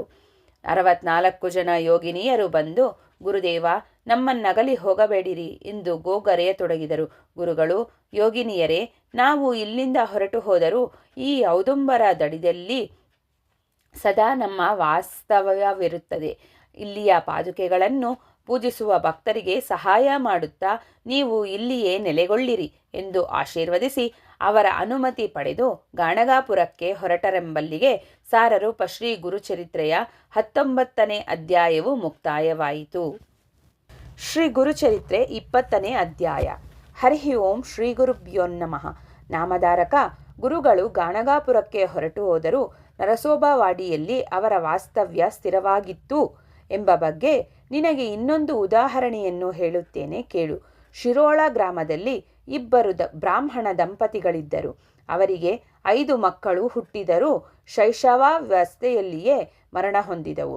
ಜ್ಯೋತಿಷ್ಯಗಳಲ್ಲಿ ಇದಕ್ಕೆ ಕಾರಣವೇನೆಂದು ಕೇಳಿದಾಗ ಅವರು, ಅಮ್ಮ, ನೀನು ಹಿಂದಿನ ಜನ್ಮದಲ್ಲಿ ಒಬ್ಬ ಬ್ರಾಹ್ಮಣನಲ್ಲಿ 100 ವರಹ ಸಾಲ ಪಡೆದು ತಿರುಗಿ ಕೊಡಲಿಲ್ಲ. ಆತನು ಅದೇ ಚಿಂತೆಯಲ್ಲಿ ಸತ್ತು ಪಿಶಾಚಿಯಾಗಿದ್ದಾನೆ. ಆತನೇ ನಿನ್ನ ಮಕ್ಕಳ ಮೃತ್ಯುವಿಗೆ ಕಾರಣನಾಗಿದ್ದಾನೆ. ಈ ದೋಷ ಪರಿಹಾರವಾಗಬೇಕಾದರೆ ನೀನು ಆ ಬ್ರಾಹ್ಮಣನ ಹೆಸರಿನಲ್ಲಿ ನೀನು 100 ವರಹಗಳನ್ನು ದಾನ ಮಾಡಬೇಕು. ಹಾಗೂ ನರಸೋಬವಾಡಿಯಲ್ಲಿರುವ ಗುರುಪಾದುಕೆಗಳನ್ನು 1 ತಿಂಗಳ ಕಾಲ ಉಪವಾಸ ವ್ರತದೊಂದಿಗೆ ನಿತ್ಯ ಪೂಜೆ ಮಾಡಬೇಕು. ಅಂದರೆ ಆ ದ್ರೋಹ ಪರಿಹಾರವಾಗಿ ನಿಮಗೆ ಶತಾಯುಷುಗಳಾದ ಮಕ್ಕಳು ಹುಟ್ಟುತ್ತಾರೆ ಎಂದು ಭವಿಷ್ಯ ನುಡಿದರು. ಅದಕ್ಕೆ ಬ್ರಾಹ್ಮಣ ಪತ್ನಿಯು, ಸ್ವಾಮಿ, ನಾವು ಬಡ ಬ್ರಾಹ್ಮಣರು, 100 ವರಹಗಳು ನಮ್ಮ ಬಳಿಯಲ್ಲಿಲ್ಲ, ಹೀಗೆ ಹೇಗೆ ಮಾಡೋಣ ಎಂದು ಕೇಳಿದಳು. ಜ್ಯೋತಿಷಿಗಳು ಸ್ವಲ್ಪ ಯೋಚಿಸಿ, ನೀವು ಗುರುಸೇವೆಯನ್ನಂತೂ ಮನಮೆಚ್ಚುವಂತೆ ಮಾಡಿರಿ. ಆ ಗುರುನಾಥನೇ ನಿಮ್ಮ ಪಾಪಕ್ಷಾಳನ ಮಾಡುತ್ತಾನೆ. ನಿಮ್ಮ ಶಕ್ತ್ಯಾನುಸಾರ ದಾನ ಮಾಡಿರಿ ಎಂದು ಹೇಳಿ ಕಳಿಸಿದರು. ಬ್ರಾಹ್ಮಣ ಪತ್ನಿಯು ನರಸೋಬಾವಾಡಿಗೆ ಬಂದಳು. ನದಿಯಲ್ಲಿ ಸ್ನಾನ ಮಾಡಿ ಗುರುಪಾದುಕೆಗಳಿಗೆ ಪಂಚ ಪ್ರದಕ್ಷಿಣೆ ಹಾಕಿ ಗುರುನಾಮಸ್ಮರಣೆ ಮಾಡುತ್ತಾ ಔದುಂಬರ ವೃಕ್ಷದಡಿಯಲ್ಲಿ ನಿರಶನವ್ರಸ್ತಳಾಗಿ 3 ದಿನ ಕುಳಿತಳು. ಒಂದು ರಾತ್ರಿ ಅವಳಿಗೆ ಸ್ವಪ್ನದಲ್ಲಿ ಒಬ್ಬ ಕರಾಳ ರೂಪದ ಬ್ರಾಹ್ಮಣನು ಕಾಣಿಸಿಕೊಂಡು, ನನ್ನ 100 ವರಹಗಳನ್ನು ಕೊಡದಿದ್ದರೆ ನಿನ್ನನ್ನು ಕೊಂದು ಬಿಡುತ್ತೇನೆ ಎನ್ನುತ್ತಾ ಹೊಡೆಯ ಬಂದನು. ಬ್ರಾಹ್ಮಣ ಪತ್ನಿಯು, ಗುರುವೇ ರಕ್ಷಿಸು ಎಂದು ಕೂಗಿಕೊಂಡಳು. ಗುರುಗಳು ತಕ್ಷಣ ಧಾವಿಸಿ ಬಂದು, ಎಲ್ಲೋ ಅವಳನ್ನೇಕೆ ದಂಡಿಸುವಿ ಎಂದು ಗರ್ಜಿಸಿದರು. ಆ ಪಿಶಾಚಿ ರೂಪದ ಬ್ರಾಹ್ಮಣನು ಗುರುಗಳಿಗೆ ಕೈ ಮುಗಿದು, ಸ್ವಾಮಿ, ಈ ದುಷ್ಟೆಯು ನನ್ನ 100 ವರಹಗಳನ್ನು ಮುಳುಗಿಸಿದ್ದಾಳೆ. ಅದೇ ಕಾರಣದಿಂದಲೇ ನಾನು ಅಪಮೃತ್ಯು ಹೊಂದಿ ಪಿಶಾಚಿಯಾಗಿರುವೆ. ನನಗಾದ ಅನ್ಯಾಯದ ಸೇಡು ತೀರಿಸಿಕೊಂಡರೆ ತಪ್ಪೇನು ಎಂದು ಪ್ರಶ್ನೆ ಮಾಡಿತು. ಗುರುಗಳು ಆ ಪಿಶಾಚಿಗೆ, ಎಲವೋ, ಮೊದಲು ನೀನು ಈ ಪಿಶಾಚಿ ಜನ್ಮದಿಂದ ಪಾರಾಗುವ ಯತ್ನ ಮಾಡು. ಬರೀ ಸೇಡು ತೀರಿಸಿಕೊಂಡು ಮಾತ್ರಕ್ಕೆ ನಿನ್ನ ಉದ್ಧಾರವಾದಂತಾಯಿತೇ? ನನ್ನ ಮಾತು ಕೇಳು. ಈ ಬ್ರಾಹ್ಮಣ ಪತ್ನಿಯು ತನ್ನಲ್ಲಿದ್ದಷ್ಟು ದ್ರವ್ಯಗಳನ್ನು ಖರ್ಚು ಮಾಡಿ ನಿನ್ನ ಉತ್ತರ ಕ್ರಿಯಾದಿಗಳನ್ನು ಮಾಡಿಸುತ್ತಾಳೆ. ಅದರಿಂದ ನಿನಗೆ ಸದ್ಗತಿ ಉಂಟಾಗುವುದು ಎಂದು ಹಿತೋಪದೇಶ ಮಾಡಲು ಪಿಶಾಚಿಯು ಅದಕ್ಕೆ ಒಪ್ಪಿ, ಗುರುವೇ, ನಿನ್ನಿಚ್ಛೆಗೆ ತಿಳಿದಂತೆ ಮಾಡು, ಒಟ್ಟಾರೆ ನನ್ನ ಉದ್ಧಾರವಾದರೆ ಸಾಕು ಎಂದು ನುಡಿದು ಕಣ್ಮರೆಯಾಯಿತು. ಗುರುಗಳು ಆ ಬ್ರಾಹ್ಮಣಳಿಗೆ, ಅಮ್ಮ, ನೀನು ಆ ಬ್ರಾಹ್ಮಣನ ಹೆಸರಿನಲ್ಲಿ ಸಂಕಲ್ಪ ಮಾಡಿ 10 ದಿವಸ ಅಷ್ಟತೀರ್ಥಗಳಲ್ಲಿ ಸ್ನಾನ ಮಾಡು. ಆತನ ಹೆಸರಿನಲ್ಲಿಯೇ ನಿತ್ಯವೂ ಔದುಂಬರ ಅಭಿಷೇಕ ಮಾಡಿಸು. ಅಂದರೆ ಈ ಪಿಶಾಚಿಗೆ ಜೀವನ್ಮುಕ್ತಿ ದೊರೆಯುವುದು.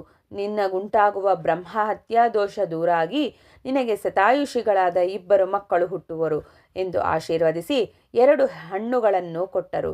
ಬ್ರಾಹ್ಮಣ ಪತ್ನಿಗೆ ತಟ್ಟನೆ ಎಚ್ಚರವಾಯಿತು. ಗುರುಗಳು ಸ್ವಪ್ನದಲ್ಲಿ ಕೊಟ್ಟ ಫಲಗಳು ಅವರ ಸೆರಗಿನಲ್ಲಿ ಕಟ್ಟಲ್ಪಟ್ಟಿದ್ದವು. ಆ ದೃಷ್ಟಾಂತದಿಂದ ಬ್ರಾಹ್ಮಣಿಯು ಬಹಳ ಸಂತುಷ್ಟಳಾದಳು. ಗುರುಗಳು ಸೂಚಿಸಿದಂತೆ ಆ ಬ್ರಾಹ್ಮಣನ ಹೆಸರಿನಿಂದ ಔದುಂಬರಾಭಿಷೇಕವನ್ನು ಪತಿಯೊಂದಿಗೆ ಕೂಡಿಕೊಂಡು ಸಂಭ್ರಮದಿಂದ ಮಾಡಿದಳು. ತನ್ನ ಯೋಗ್ಯತೆಗೆ ತಕ್ಕಂತೆ ಬ್ರಾಹ್ಮಣರಿಗೆ ದಾನ ಧರ್ಮಾದಿಗಳನ್ನು ಮಾಡಿ ಧನ್ಯಳಾದಳು. ಗುರುವಾಣಿಯಂತೆ ಮುಂದೆ ಅವಳಿಗೆ 2 ಗಂಡು ಮಕ್ಕಳು ಜನಿಸಿದರು. ಹಿರಿಯ ಮಗನ ಮುಂಜಿವೆ ಹಾಗೂ ಚಿಕ್ಕ ಮಗನ ಚೌಳಕರ್ಮಕ್ಕೆ ಎಲ್ಲವನ್ನೂ ಸಿದ್ಧತೆ ಮಾಡಿಕೊಂಡರು. ಆದರೆ ಆ ದಿನ ರಾತ್ರಿಯ ವೇಳೆಯಲ್ಲಿ ಚಿಕ್ಕ ಹುಡುಗನು ಧನುರ್ವಾಯು ಬೇನೆಗೆ ತುತ್ತಾಗಿ ಸತ್ತು ಹೋದನು. ಅದರಿಂದಾಗಿ ಬ್ರಾಹ್ಮಣ ಪತ್ನಿಯು ಶೋಕ ಸಾಗರದಲ್ಲಿ ಮುಳುಗಿದಳು. ಅಯ್ಯೋ ಕಂದ, ನೀನು ಗುರುಪ್ರಸಾದದಿಂದ ಹುಟ್ಟಿದವನು. ನಿನಗೆ 100 ವರ್ಷಗಳ ಆಯುಷ್ಯವೆಂದು ಗುರುಗಳು ನನಗೆ ಭಾಷೆ ಕೊಟ್ಟಿದ್ದರು. ಹೀಗಿದ್ದು ನೀನೇಕೆ ನಮ್ಮನ್ನಗಲಿ ಹೊರಟಿಯೋ ಮಗನೇ ಎಂದು ಹಾಡಿಕೊಂಡು ಅಳತೊಡಗಿದಳು. ತನ್ನ ಮಗನೊಂದಿಗೆ ತಾನೂ ಪ್ರಾಣಾರ್ಪಣ ಮಾಡುವುದಾಗಿ ರಂಬಾಟ ಮಾಡಿ ಅಳತೊಡಗಿದಳು. ಬೆಳಗಾಯಿತು. ಕೂಡಿದ ಜನರು ಅಂತ್ಯಕ್ರಿಯೆಗಾಗಿ ಮಗುವಿನ ಶವ ಕೇಳಿದರು. ಅದನ್ನು ಕೊಡಲಾರದಾದಳು. ಅನೇಕ ರೀತಿಯಿಂದ ತಿಳಿಸಿ ಹೇಳಿದರು. ಮರಣವು ಯಾರಿಗೂ ಬಿಟ್ಟಿದ್ದಲ್ಲವೆಂದು ವೇದಾಂತ ಹೇಳಿದರು. ಆದರೆ ಬ್ರಾಹ್ಮಣ ಪತ್ನಿ ಶವವನ್ನು ಕೊಡಲೊಪ್ಪಲಿಲ್ಲ. ಅವಳು ಆ ಜನರಿಗೆ, ನೀವು ಒಯ್ಯುವುದಾದರೆ ನನ್ನ ಮಗನೊಂದಿಗೆ ನನ್ನನ್ನು ಎಳೆದೊಯ್ದು ಸುಟ್ಟು ಬಿಡಿರಿ. ಮಗನನ್ನು ಬಿಟ್ಟು ನಾನು ಬದುಕಲಾರೆ ಎಂದು ಕರುಳು ಬಿರಿಯುವಂತೆ ಅಳತೊಡಗಿದಳು. ಆಗ ಒಬ್ಬ ಬ್ರಹ್ಮಚಾರಿಯು ಅಲ್ಲಿಗೆ ಬಂದನು. ಆತನು ಆ ಬ್ರಾಹ್ಮಣ ಪತ್ನಿಯನ್ನು ಕುರಿತು, ಅಮ್ಮ, ಯಾರ ಆಯುಷ್ಯ ಎಷ್ಟು ದಿನವೆಂದು ಬರೆದಿರುತ್ತದೆಯೋ ಅಷ್ಟು ಕಾಲ ಮಾತ್ರ ಮನುಷ್ಯ ಭೂಮಿಯ ಮೇಲೆ ಬಾಳಲು ಸಾಧ್ಯ. ಅಲ್ಪಾಯುಷ್ಯದ ಮಗನನ್ನು ಹೆತ್ತು ಈತ ದೀರ್ಘಾಯುಷಿಯಾಗಿ ಬಾಳಲಿ ಎಂದು ಬಯಸಿದರೆ ಅದು ಹೇಗೆ ಸಾಧ್ಯ ಎಂದು ಪ್ರಶ್ನೆ ಮಾಡಿದನು. ಅದಕ್ಕೆ ಆ ಬ್ರಾಹ್ಮಣಿಯು ಅಳುತ್ತಾ, ಇಲ್ಲಪ್ಪ, ನನ್ನ ಮಗ ಶತಾಯುಷಿ ಎಂದು ಗುರುಗಳು ನನಗೆ ಮೊದಲೇ ತಿಳಿಸಿದ್ದಾರೆ. ನಾನಿವನನ್ನು ನಿಮ್ಮ ವಶಕ್ಕೆ ಕೊಡಲಾರೆ ಎಂದು ಮೊಂಡುತನದಿಂದ ಹೇಳಿದಳು. ಅದಕ್ಕೆ ಆ ಬ್ರಹ್ಮಚಾರಿಯು, ಸರಿ, ಹಾಗಿದ್ದರೆ ನಿನ್ನ ಗುರುಗಳ ಮಾತಿನಲ್ಲಿ ನಿನಗಿಷ್ಟು ವಿಶ್ವಾಸವಿದ್ದರೆ ಮಗುವಿನ ಶವವನ್ನು ಗುರುಗಳ ಬಳಿಗೆ ಹೊತ್ತುಕೊಂಡು ಹೋಗು. ಈತ ಯಾಕೆ ಸತ್ತನೆಂದು ನಿನ್ನ ಗುರುಗಳಿಗೆ ಪ್ರಶ್ನೆ ಮಾಡಿ ಪರಿಹಾರ ಹುಡುಕಿಕೋ ಎಂದು ನುಡಿದು ಹೊರಟು ಹೋದನೆಂಬಲ್ಲಿಗೆ ಸಾರರೂಪ ಶ್ರೀ ಗುರುಚರಿತ್ರೆಯ 20ನೇ ಅಧ್ಯಾಯವು ಮುಕ್ತಾಯವಾಯಿತು. ಶ್ರೀ ಗುರುಚರಿತ್ರೆ 21ನೇ ಅಧ್ಯಾಯ. ಹರಿ ಓಂ ಶ್ರೀ ಗುರುಭ್ಯೋನ್ನಮಃ. ನಾಮಧಾರಕ. ಬ್ರಹ್ಮಚಾರಿಯು ಕೊನೆಯಲ್ಲಿ ಹೇಳಿದ ಮಾತು ಆ ಬ್ರಾಹ್ಮಣ ಪತ್ನಿಗೆ ಸರಿ ಎನ್ನಿಸಿತು. ಅವಳು ಮಗುವಿನ ಶವವನ್ನು ಹೊತ್ತುಕೊಂಡು ಹೋಗಿ ಔದುಂಬರ ವೃಕ್ಷದಡಿಯಲ್ಲಿ ಹಾಕಿದಳು. ಗುರುವೇ, ನೀನೇ ನನ್ನ ಮಗನು ಶತಾಯುಷಿಯಾಗುವೆನೆಂದು ಅಭಯವಿತ್ತಿದ್ದಿ. ಈಗ ನೀನೇ ಅವನನ್ನು ಅಲ್ಪಾಯುಷ್ಯದಲ್ಲಿ ನಮ್ಮಿಂದ ಕಸಿದುಕೊಂಡು ಹೊರಟಿರುವೆಯಾ? ನಾನು ನನ್ನ ಮಗನನ್ನು ಬಿಟ್ಟು ಕೊಡುವುದಿಲ್ಲ. ವಚನಭ್ರಷ್ಟನಾದ ನಿನ್ನ ಪಾದುಕೆಗಳಿಗೆ ತಲೆಯೇ ಅಪ್ಪಳಿಸಿ ನನ್ನ ಪ್ರಾಣ ಕೊಡುತ್ತೇನೆ ಎಂದು ರಂಬಾಟ ಮಾಡಿ ಅಳುತ್ತಾ ಗುರುಪಾದುಕೆಗಳಿಗೆ ಹಣೆಯನ್ನು ಜಜ್ಜತೊಡಗಿದಳು. ಹೊತ್ತು ಮುಳುಗಿತು. ಈ ಹಠಮಾರಿ ಹೆಂಗಸು ಮಗುವಿನ ಶವವನ್ನು ಸಂಸ್ಕಾರಕ್ಕೆ ಕೊಡಲಾರಳೆಂದು ಬೇಸರ ಮಾಡಿಕೊಂಡು ಕೆಲವು ಜನರು ಹೊರಟು ಹೋದರು. ರಾತ್ರಿಯಾಯಿತು. ಅವಳಿಗೆ ಸ್ವಲ್ಪ ನಿದ್ರೆಯ ಜೋಂಪು ಬಂದಂತಾಯಿತು. ಅವಳ ಸ್ವಪ್ನದಲ್ಲಿ ಗುರುಗಳು ಕಾಣಿಸಿಕೊಂಡು, ಅಮ್ಮ, ಯಾಕೆ ಸುಮ್ಮನೆ ನಮಗೆ ಅಪಕೀರ್ತಿ ನೀಡುವಿ? ನಿನ್ನ ಮಗನು ಜೀವದಿಂದಿದ್ದಾನೆ ನೋಡು ಎಂದು ಮಗುವಿನ ಹಣೆಗೆ ಭಸ್ಮ ಲೇಪಿಸಿ ಹೊರಟು ಹೋದಂತಾಯಿತು. ಅವಳು ತಟ್ಟನೆ ಎಚ್ಚೆತ್ತು ಮಗುವಿನ ಶವದ ಕಡೆಗೆ ನೋಡಿದಳು. ಅವಳ ಮಗನು ನರಳುತ್ತಾ ಕೈಕಾಲುಗಳನ್ನೆಳೆದುಕೊಳ್ಳತೊಡಗಿದ್ದನು. ಅದನ್ನು ನೋಡಿ ತಾಯಿಗೆ ಅತ್ಯಾನಂದವಾಯಿತು. ಅವಳು ನಿದ್ರೆಯಲ್ಲಿದ್ದ ಗಂಡನನ್ನೆಬ್ಬಿಸಿ ವಿಷಯ ತಿಳಿಸಿದಳು. ದಂಪತಿಗಳು ಗುರುನಾಮಸ್ಮರಣೆ ಮಾಡುತ್ತಾ ಮಗುವನ್ನೆತ್ತಿಕೊಂಡರು. ಸ್ವಲ್ಪ ಸಮಯದಲ್ಲಿ ಮಗು ಎದ್ದು ಓಡಾಡತೊಡಗಿದನು. ಅಲ್ಲಿದ್ದ ಜನರಿಗೆ ಅತ್ಯಾಶ್ಚರ್ಯವಾಯಿತು. ಎಲ್ಲರೂ ಗುರುಗಳ ಹೆಸರಿನಿಂದ ಜಯಕಾರ ಮಾಡಿದರು. ಆ ದಂಪತಿಗಳು ಭಕ್ತಿಯಿಂದ ಗುರುಪಾದುಕೆಗಳನ್ನು ಪೂಜೆ ಮಾಡಿದರು. ಗುರು ಸನ್ನಿಧಾನದಲ್ಲಿ ದೊಡ್ಡದೊಂದು ಆರಾಧನೆಯನ್ನೇ ಮಾಡಿಸಿದರು. ಈ ರೀತಿಯಾಗಿ ನರಸೋಬಾವಾಡಿಯ ಗುರುಪಾದುಕೆಗಳಲ್ಲಿ ಇಂದಿಗೂ ಗುರುಗಳ ಸಾನ್ನಿಧ್ಯವಿದೆಯೆಂದು ನಾಮಧಾರಕನಿಗೆ ಸಿದ್ಧಮುನಿಯು ತಿಳಿಸಿದನೆಂಬಲ್ಲಿಗೆ ಸಾರರೂಪ ಶ್ರೀ ಗುರುಚರಿತ್ರೆಯ 21ನೇ ಅಧ್ಯಾಯವು ಮುಕ್ತಾಯವಾಯಿತು.